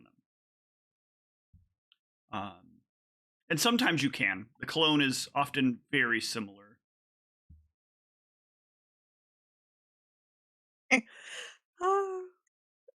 Steve, I feel like you're just describing I'm describing what? and it makes me laugh. You're describing Psy, basically. Yeah. Well, that's the idea. Like, this is, there's a reason that this ends up being the interconnection point.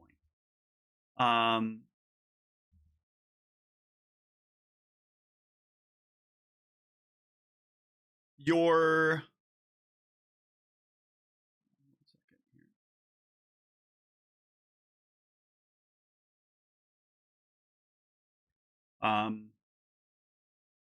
in fact, very early into this, you were able to find the first and then the second. They usually don't stick around for very long. Once the kind of awakening happens, both of you kind of lose interest. It actually seems almost perfectly mutual. They don't cling to you. You don't cling to them. Until right after this.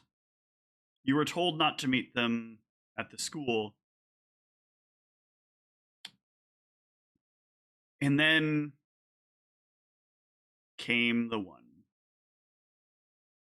You do your typical playful thing. You try to find them outside of the school. Usually they'll either be in the art gallery or they'll be brooding around in one of the parks after dark. Sit down, engage them in a little bit of like sort of intellectual foreplay. Get them to kind of connect with you. You go through the motions with this one,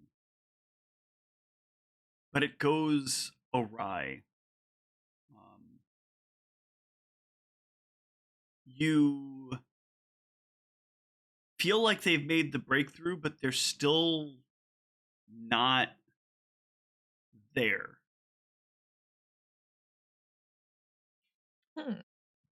We'll jump to one of the last intentional interactions you have with them.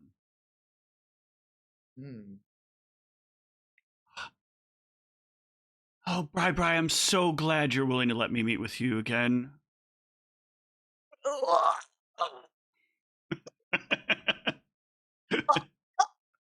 He's going to wince at that, like visibly. Oh, right. I'm sorry. You told me not to call you that anymore. I'm so sorry. Look, I just want another chance, okay? I'm Like, about to break this man's heart. I love you. I don't want to have to be without you.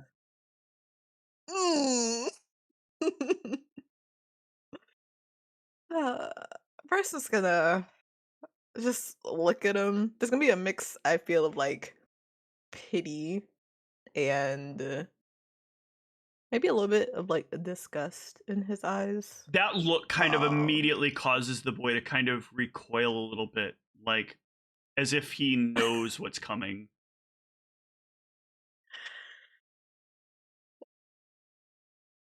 I'm sorry. Listen, I wanted to meet with you for one reason, and one reason only. No, don't, please. Look. I'll do whatever you want. Whatever you want. Oh, man. It's I already have the capabilities of getting whatever I desire, but But I can be fear better. I can do better. Just teach me. I don't think you can. That's the thing. No, I can suppose learn. I'll say I can learn. Remember that one time I did it right?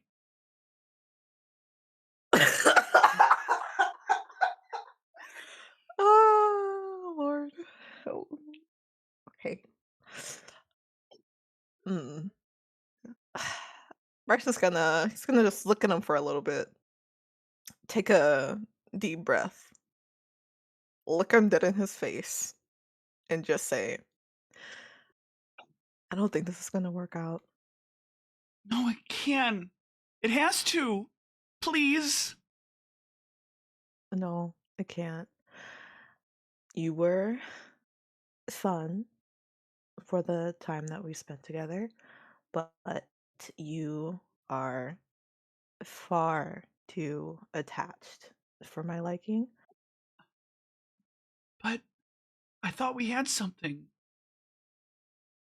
I thought You I was thought, special. mm, you thought we had something. You thought you were special. Those were never words that came out of my mouth. But you gave yourself to me. I give myself to a lot of people. Yeah, but not like that. Not the way you did to me. If that's what you wish to keep telling yourself, then so be it. But I have made my choice, and I do feel as though it would be better for your sake if you made peace with it. Because I will no longer be contacting you, and I would very much like for you to not contact me. And he's just gonna turn. He's gonna walk away and leave. Bye, He's not gonna no! leave any room. No, please. He's just leaving. He's leaving. He's gonna wince again when he's on the right. He's gonna leave. Old. God. It's a stalker that Sai's gonna have to end up killing later. Cause it don't happen. Yeah. He is definitely continuously trying to contact you. You've had to change numbers before. They've switched up your address a couple of times around town already. And in just a year and a half, you have already moved twice around town. But he always ends up figuring out where you're at. He's not breaking in and leaving you love notes anymore. So it's a step up. Oh. Wait. Yeah, every once in a while he would like you'd come home to like a window that's slightly cracked and open, and inside on your pillow there would be like a little letter that says, "I miss you, I need you, I love you, Bri, come back to me." Bri is crazy.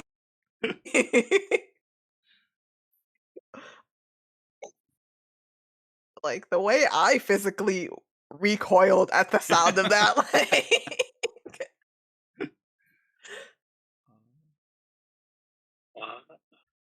oh, ooh, that's funny. I kind of wonder what this guy's reaction to silence is, because I'm sure he's seen them at this point, seen them together. So What? Oh. Never. What would make you think that? I have a. He doesn't feeling just that Yes, occasionally been in look through every- the window. So I was gonna have this dude's like head just like on a platter. Just be like, here you go. All right, let's take a quick 5-minute break, and then we will take a look at Nikos and then Seti. Boop.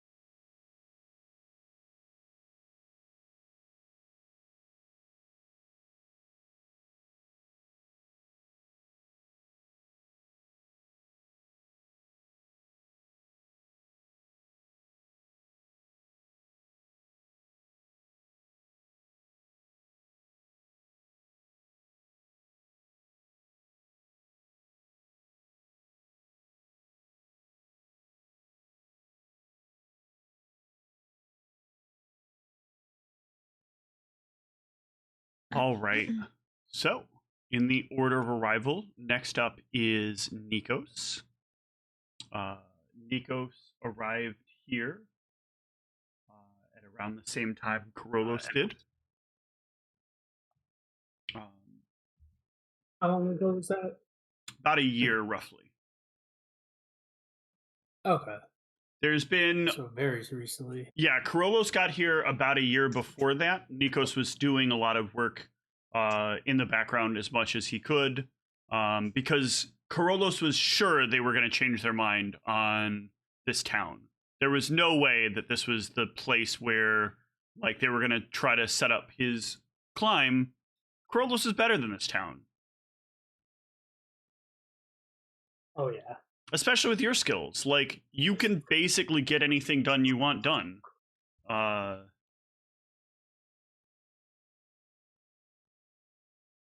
But in the end, you can't stop what the party wants to push. So here you are, Ephraim, Utah.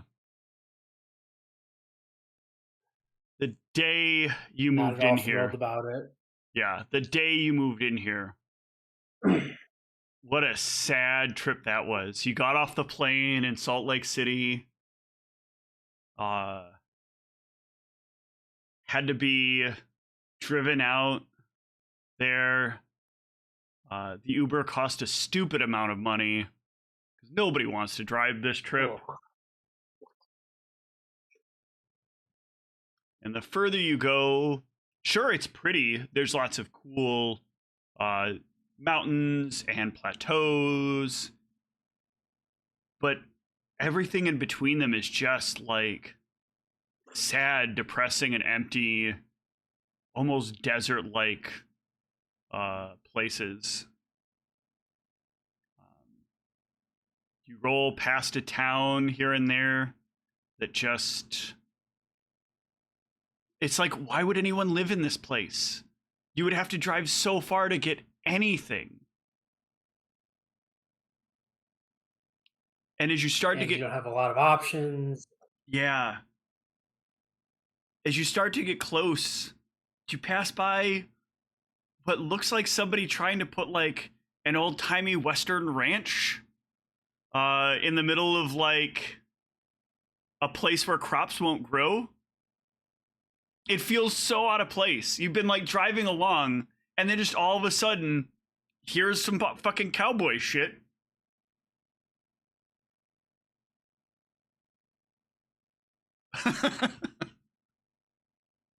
In Utah.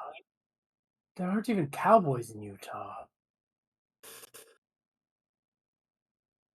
Okay. The driver has the music so loud he can't hear what you even say.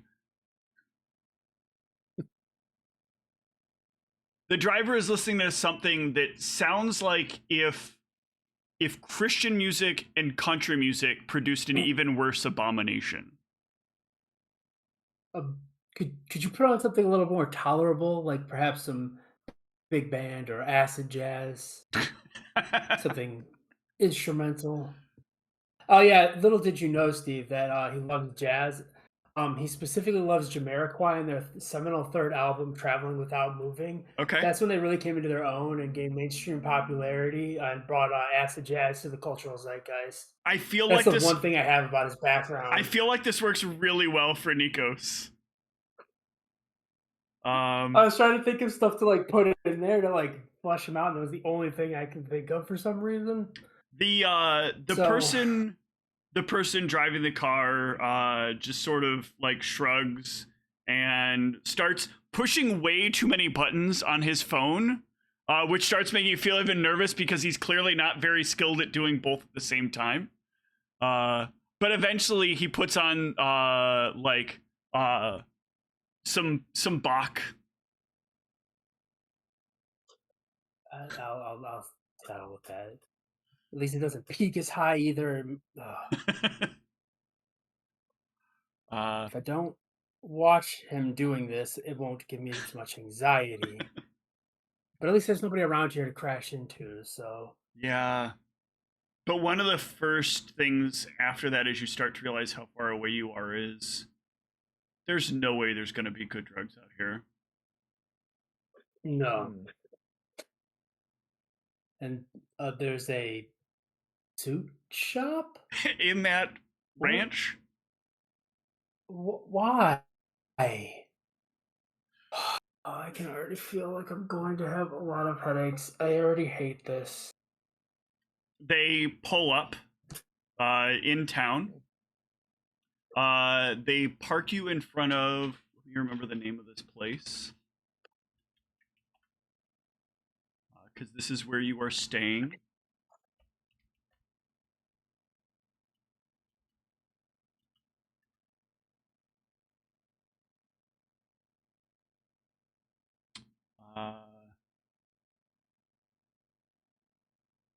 They pull you in front of the Willow Creek Inn.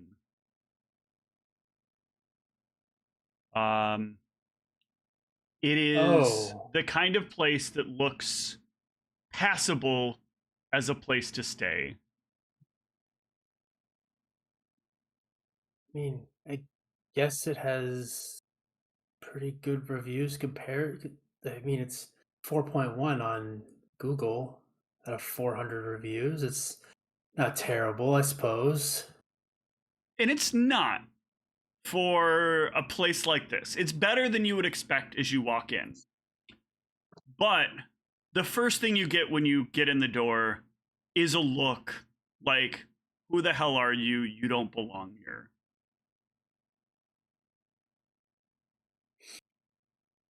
They don't say anything as I walk in either? They don't say anything. They're just looking at you as you walk in.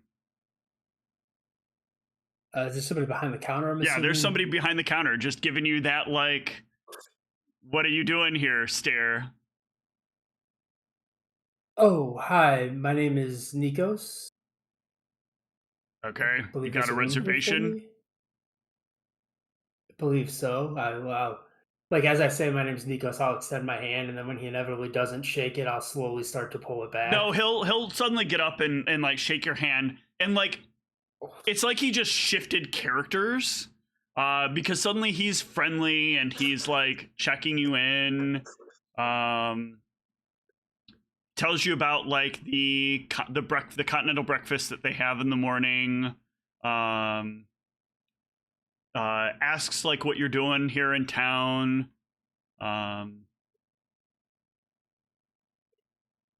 Is it like, am I supposed to not be talking about what I'm doing here, or like that I'm here with You're allowed to mention that you're working with Carolus. Yeah. Okay. Carolus has been sort of building the name, his name in town. I don't know who he is. Okay. Fair enough. Well, anyways, so there is a room here for me then? Yeah, you're upstairs. 203.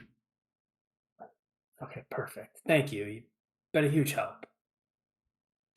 Yeah, you head up. The hotel doesn't have like one of those bad smells. There's no good smell, but there's not like a neutral smell.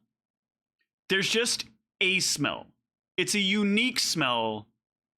It's not like, it doesn't offend the senses, but it's just there. And you can't get it out of your nose. It's one of those things, yeah, like for a moment you think like maybe it's just in where I'm standing and you'll move to a different place and it won't be there. But no, it's just kind of there. And it's not musky. It's not rancid. It's just strange.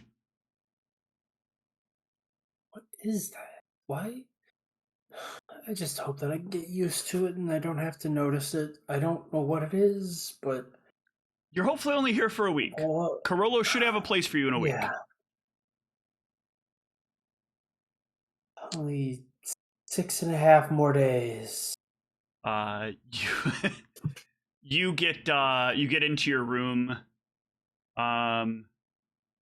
A quick funny thing you notice is you sit down to look at the room and its amenities is a channel called Cages. Cages? KJZZ. Cages. Oh, I will put that on, I suppose, and have some background music going. No, Cages is not a. Hold on. Trying to remember what it was.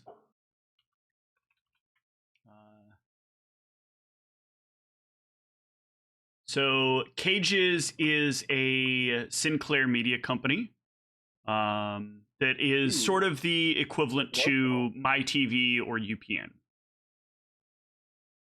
So it basically plays just random older TV shows and stuff.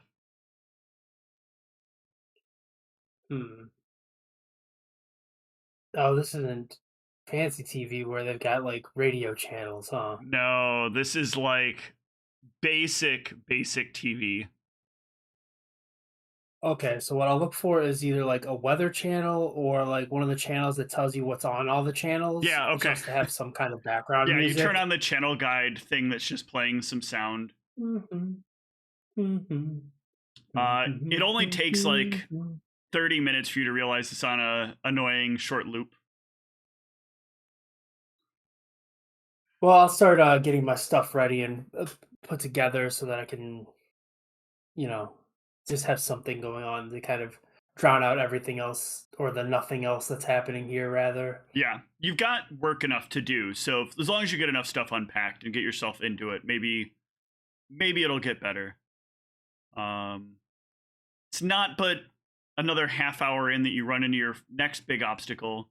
The internet here is not garbage, but it definitely isn't suitable for streaming anything. So you're like, oh, if I can't get TV sound, I'll maybe put on some music on the... Oh. It buffers on an audio stream. Oh.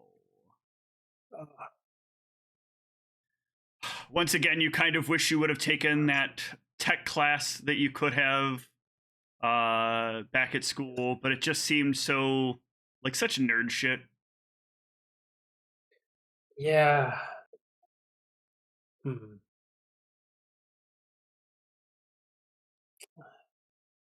That is not good. That is not good. I have to figure out a way to like download some music overnight or something. Yeah. I can't. Your cell phone signal works okay. You can get like your phone to play it, but you've been having some trouble with the phone. Yeah, signal's fine. The signal quality's fine. Just you've been having some trouble with the phone. A few drops that you didn't mean to have resulted in just enough damage to the speaker that it doesn't always come out quite right. That's not good. It's okay enough. Dropped it in like water somewhere. Probably at some point, yeah. Kind of got a little bit of a muffled noise. Yeah, it's not the loud muffle, but every once in a while you get that kind of sound that just is like, oh. Why does my phone have like a vibrate sound every time there's bass? I need to go to a store. Is there a store around here? Find some... There's a Walmart. Earbuds or something.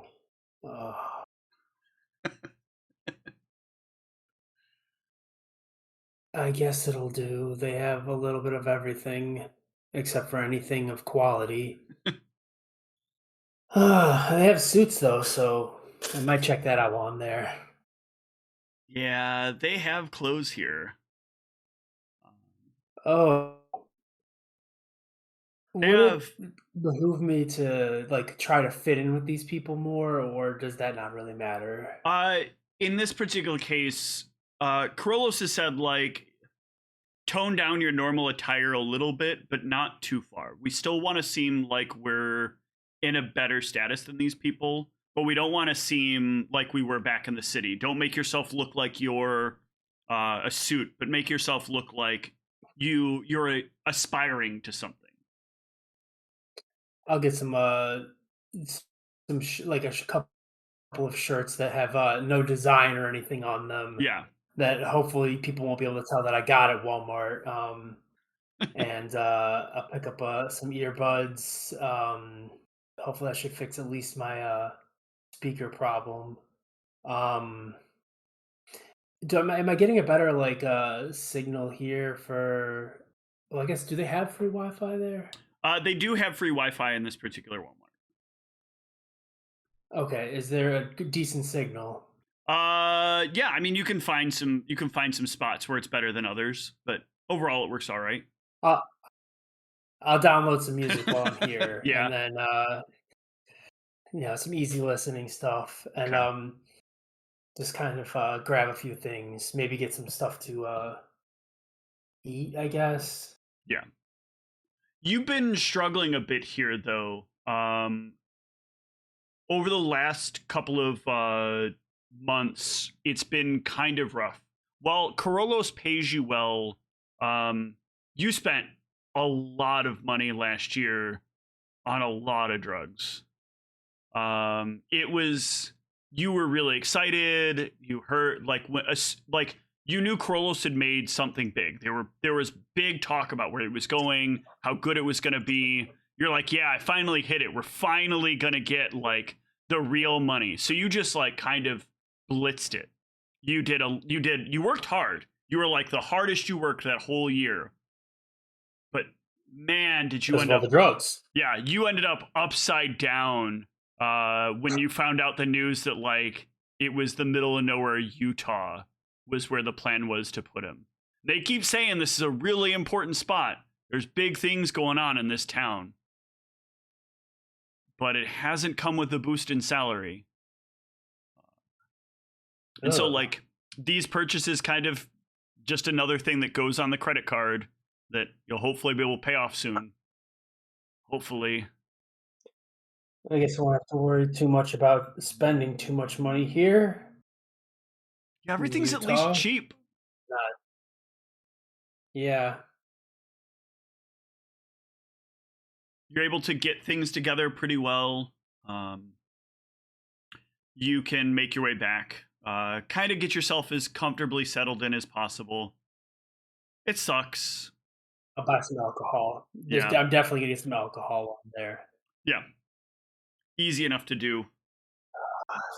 And you disappear in your work like you normally do. A couple of months pass.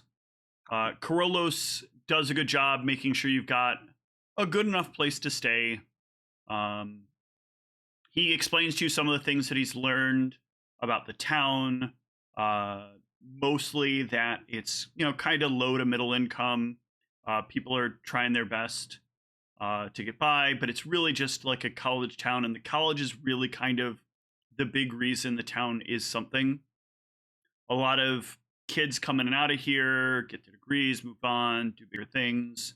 But not a lot of money funnels back around here. But Corolos explains there's something about like this town's connection to the Mormon community that seems to be somewhat important. But there's a bit of a like schism. There are a lot of people in town that have kind of stayed here. They maybe come out to the college, not quite succeeded at the college, and just decided to stay here because they could make enough of a life for themselves. Or people who work there, or people who end up adjacent. And that's caused this kind of this thing to be like more of the population has become gradually less Mormon than the bulk of the population. Or not than the bulk, but then a significant amount of the population. It's kind of a growing divide that's starting to happen.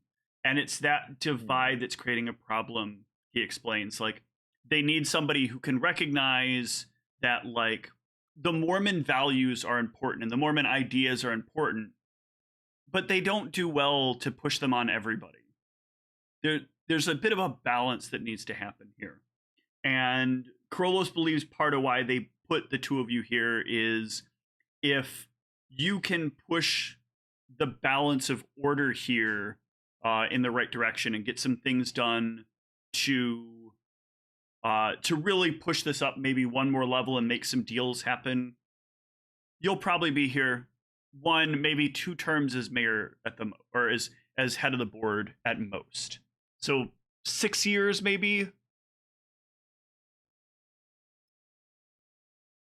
And he begs you to stay That's on. not encouraging. Nikos, you've done Well, if I'm really gonna be good with here, me I so might as far. well. Please stay. Do we have to stay here? I wish there was another choice. But this is, if we're not here in town, they're not going to look at us as one of them. We've got to kind of play the part for a while.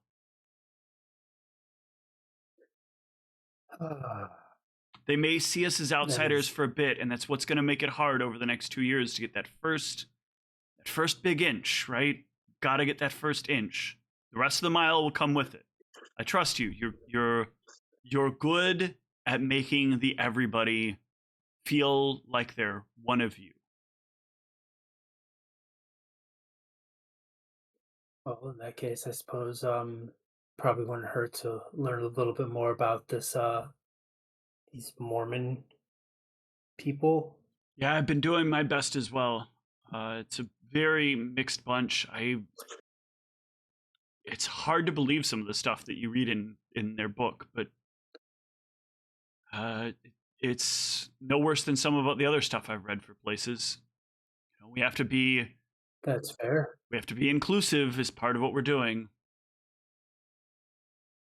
Yeah, I was thinking maybe I would take a couple of courses at the college, kind of get an idea of what's going on over there, maybe like a religion course or something, and get a better understanding of this because I feel like we're going to need more information on that to kind of find out what sort of things would interest them in order to motivate them to vote our way. That's a fantastic idea. I'll tell you what.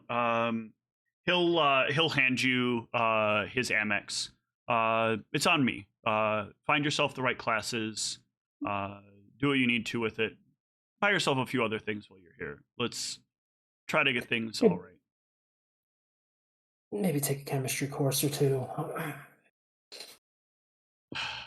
Just try not to get over involved in the chemistry while you're here for right now. At least for the first year. Let's get our footing down. Just a little something to take the edge off. Just a little. Come on. Keep it. I need you in line this time. I don't need this like the end of COVID. Like even if I wanted to. No, I don't need this like the end of COVID. That party you had was fun.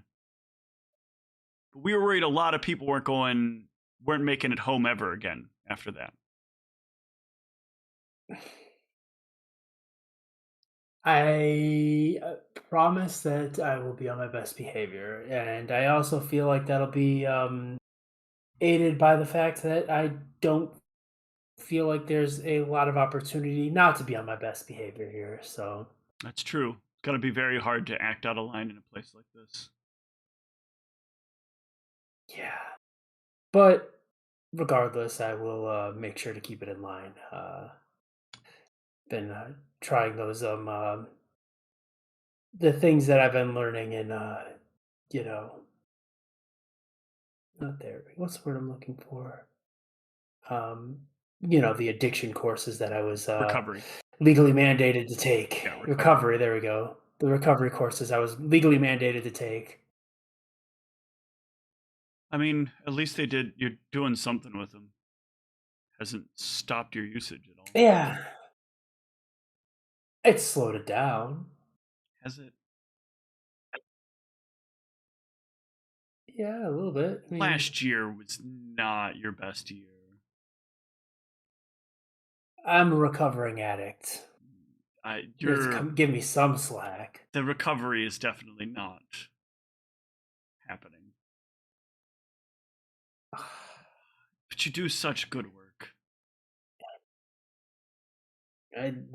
There's a reason for that. Well, there's a reason I get so much good work done, you know? Just don't crash on me yet. You promised me another 10 years. I won't. Yeah, I think I can manage that. I'll go bid him adieu, and then I'll go get my stuff set up and kind of like look around the campus and get an idea of what's going on there. Just kind of get acclimated to the town, that sort of thing. Yeah. The campus is somewhat small. It's a nice little campus, but it is a little small. Kind of architecturally a mix of boring and not boring. There's things to see, but it's not anything impressive. Sign up for a few classes, get yourself involved in a few things. One of the other things that's suggested to you is every once in a while, he knows that you hate this, but carry around, like, go to one of the malt shops and buy yourself a soda and just carry around the cup at least. It'll make you feel a little more like you're one of the people. It'll make them feel like you're more one of the people. 2025 malt shops, they still have those?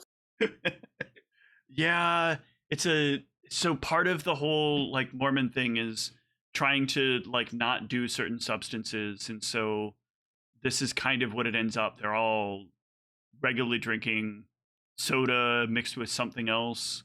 It's like if you want the biggest sugar high possible. You know those Coca-Cola, those big Coca-Cola machines that let you mix all the flavorings in, right? Yeah. It's kind of like those, but more old-fashioned-y. They probably have a bunch of drive-ins and stuff around here too. I don't remember if they have a drive-in. I didn't see one of those.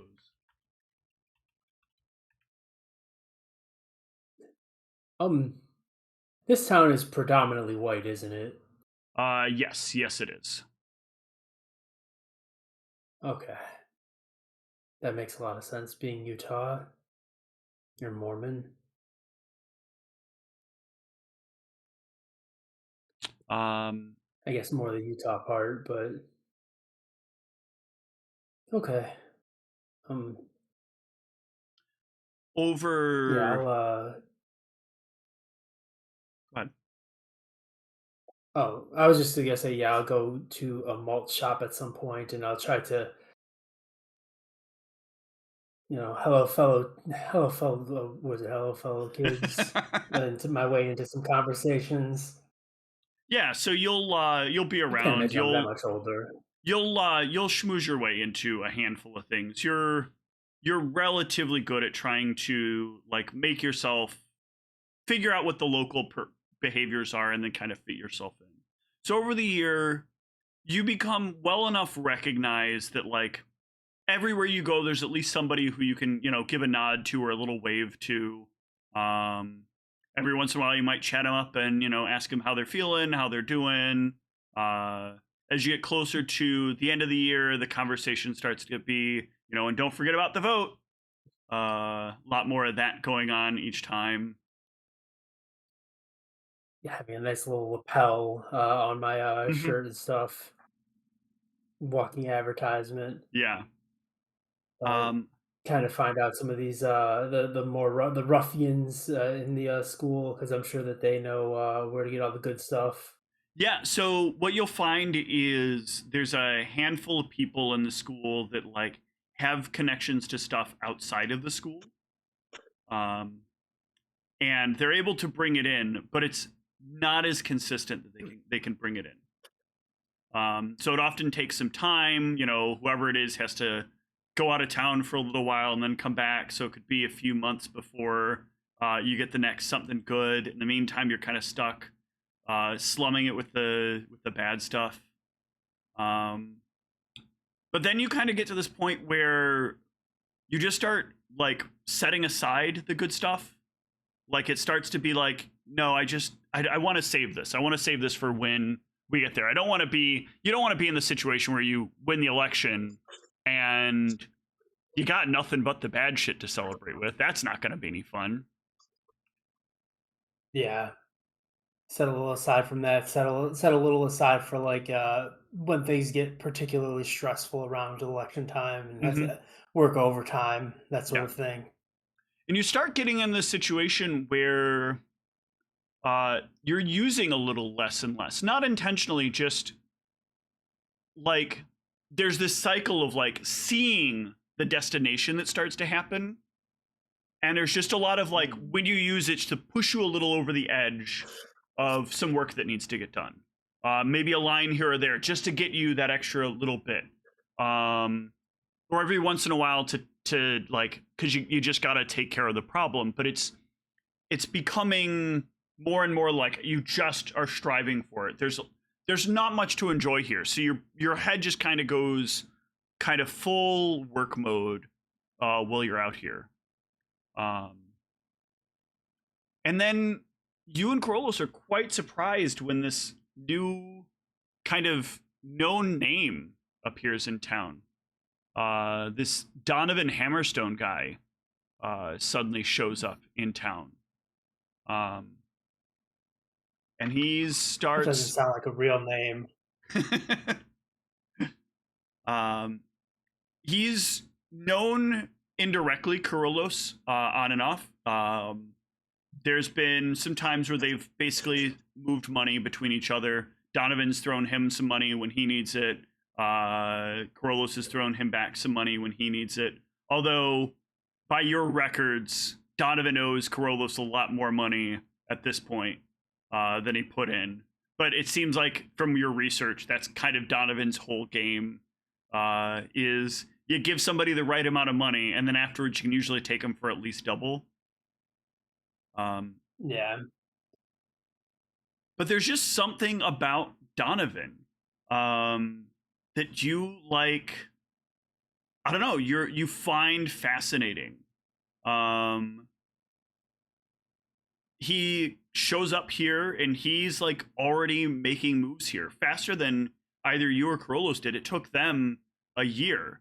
Donovan's already got a piece of property going at this point. It seems to be run by somebody in town who's making big connections really quickly. A guy that you do not like. This guy seems like he would try to sell you an unworking car, but tell you that it flies. I might accidentally get a stain on my clothes standing too close to him. Yeah. And ranch. But it's impressive. The two of you, like, it feels like if you could just figure out how to make this work, maybe Donovan could really give you that extra little edge. I think that's what we're gonna move from you over to Seti. So Seti is very, very new in town. Seti is like maybe 2 months in town. And before this, Seti has been doing a lot of moving around. There is a group that Seti works with, and a lot of how things function is still not fully clear to him overall. But everywhere that he moves to, there's always a place that he knows he'll be able to stay. And everywhere that he's put, there's always an important reason for it. He's moved around and been through so many different lives at this point. He barely remembers anything about who he was when he started. It's one of those things that, like, when you just start working, he started off like at an early age working for low-level street gangs back in Egypt. He would like do little things here and there to get by. Eventually got himself in a little bit of trouble with the people he was working with. Managed to escape from Egypt for a little while, moved out into the Middle East for a little while, kind of hiding out amongst a few different communities for a bit, using his connections. His big break, though, happened when he first ran into his first actual like vampire. They recognized some of Seti's reasonably balanced talents, which were very helpful in getting things done when they needed them done in times when they couldn't do them themselves. The way that Seti had learned how to portray himself as a variety of other people when needed was incredibly valuable to them. And he knew the right things to say at the right people at just the right time.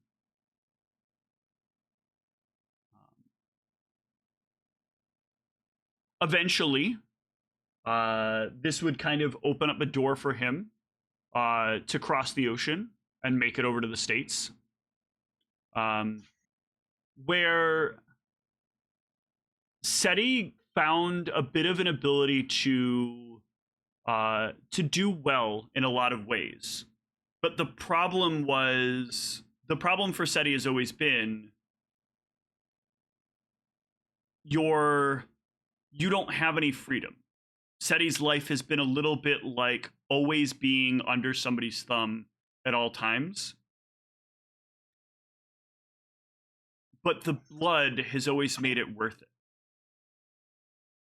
Getting just another taste, getting a little sip of that power that they have, just always cures whatever bother the being under someone else's control is. Just pushes it a little bit away.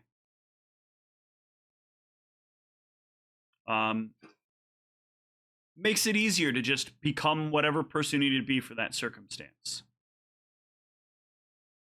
And so when you're sent out to Ephraim, just another place, just another job.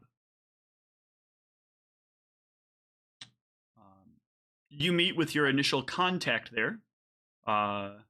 In this particular case, your contacts always are different.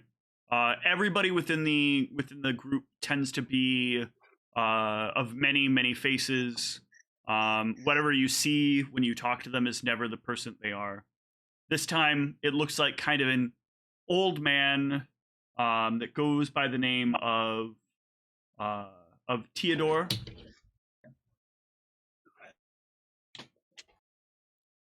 See, you've made it. Glad to see that.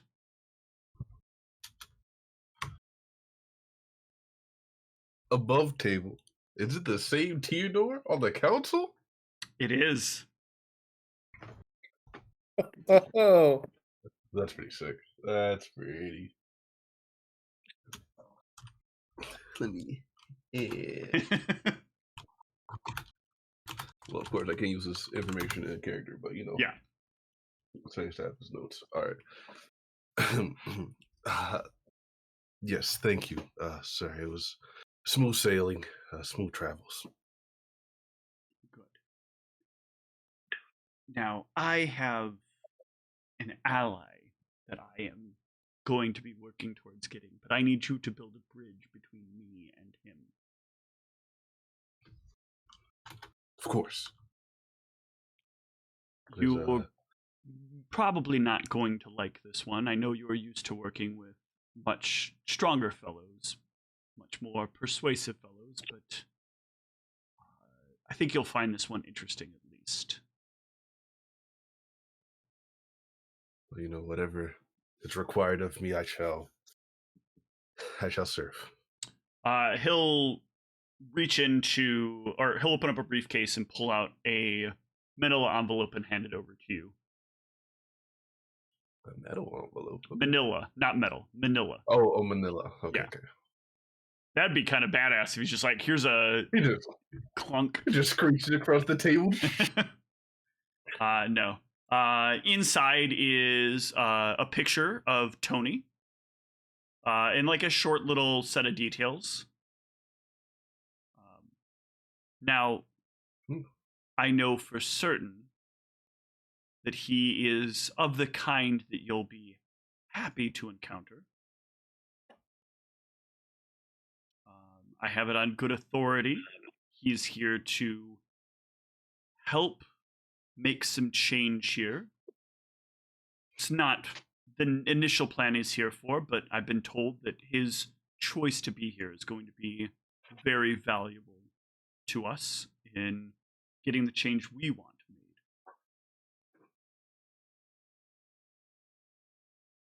He'll just kind of be reviewing the folder. He'll kind of give a little sigh under his breath, just I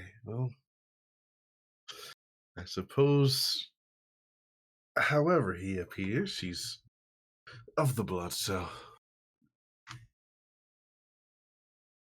Yeah, and hopefully that will be the tipping point we need. If we can make this happen, I have been assured that your next place is somewhere much better for you than you are now. I am trying to help and make sure that that's the case. I have some value in seeing myself be a connecting point to people getting something better. And if we are successful in countering what we think might be happening here, then the rewards will be quite grand for you. He'll definitely perk up at the idea of elevating his position, as it were, and he'll kind of straighten up. Yes, whatever it is you need me to do, I am yours to command. Good. There is a event that is going to be thrown in the next couple of months by one of the people attempting to run for office here. I need you to be as present as possible in this particular situation. I need you to get a job working for the organization that's going to be catering the event. I've already got your interview lined up. I have good connections with them. I also have some additional work that you're going to need to do. Do you remember the teenager you're able to play? That character? Yes, of course. I'm going to need you to reprise that role here in the campus that's here. Take a couple of classes here. Try to stay low profile. So pick something benign, mundane, something no one will notice or care about you taking or think anything of. Nothing where you'll likely build friends. Try to listen into what's happening. Try to build the right connections. And any information that you get, feed it to both of us. I should know just as much as Tony does. Understood, sir. Would you like for the individual that is there for catering to also be the student that arrives? Interesting. Yes, I think that might work out beneficially. If he believes you're just some student working at the school, you might get actively involved in what he's doing. It seems like some of the rest of them are actively engaging with other people connected to the school as well. So it might be in our best interest to make sure we know whether or not that's the case. Of course. As you wish. And find out what you can about the people he's here with. I don't have a lot of details about most of them, except for this. There's another one, and he'll slide you another sheet of paper about Donovan. Okay. This one is well known in some circles. Access to a lot of financial resources. I would assume you would not like the taste of him at all, so avoid at all costs. But he might at some point want to pressure you into it if he thinks that you're in any way a liability. He's also got a hair temper, so watch for that. Of course. I shall remain on the edge, as I always do. Good. I trust that your work will be efficient. This is all, of course. This is all clean. We're not looking for anyone to be taken out, subdued maybe, Aim for no deaths. Try to make sure anyone else you're working with knows of the same. Anyone that dies here needs to be pinned as carefully as possible on the rest of them. It's key that we make sure that our hands are clean when everything comes crashing down. Of course. As clean as we always are. It is so good working with you. You're absolutely focused and take care of what needs to be done. Thank you. It warms the self to hear such words from you. He will nod, and I must be on my way. You'll be staying here, by the way. So He'll leave you some information about where you'll be staying. Okay. He's also going to be a little, I guess, feed into it. And my liege, before the work gets started, it's been some time since I've traveled. Is there perhaps kind of doing an inadvertent scratch on the wrist? Is there perhaps a payment of some sort also in the lodging accommodations?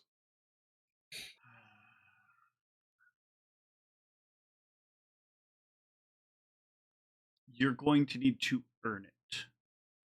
You'll get it from Tony when the time is right. Grip his arm a little too hard, but he's going to try and hide it. Be like, yes, of course. I understand.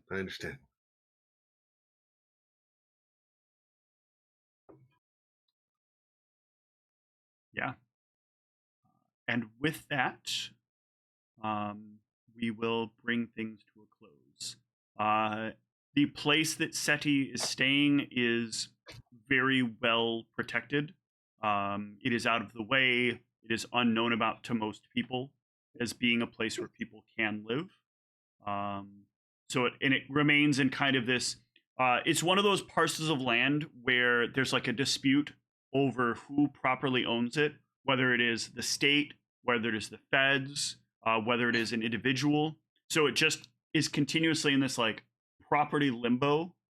And so you're able to live in there and nobody really comes to check it out because nobody knows who has proper jurisdiction over it. Yeah. It's cushy. It's safe. Everything he wants. Yeah. So with that, next time the 5 of you will be connected with each other, and we'll see how it goes in your overlapping time in the campus. Good night, everyone. Thanks for watching. All right, that's perfect, Mike.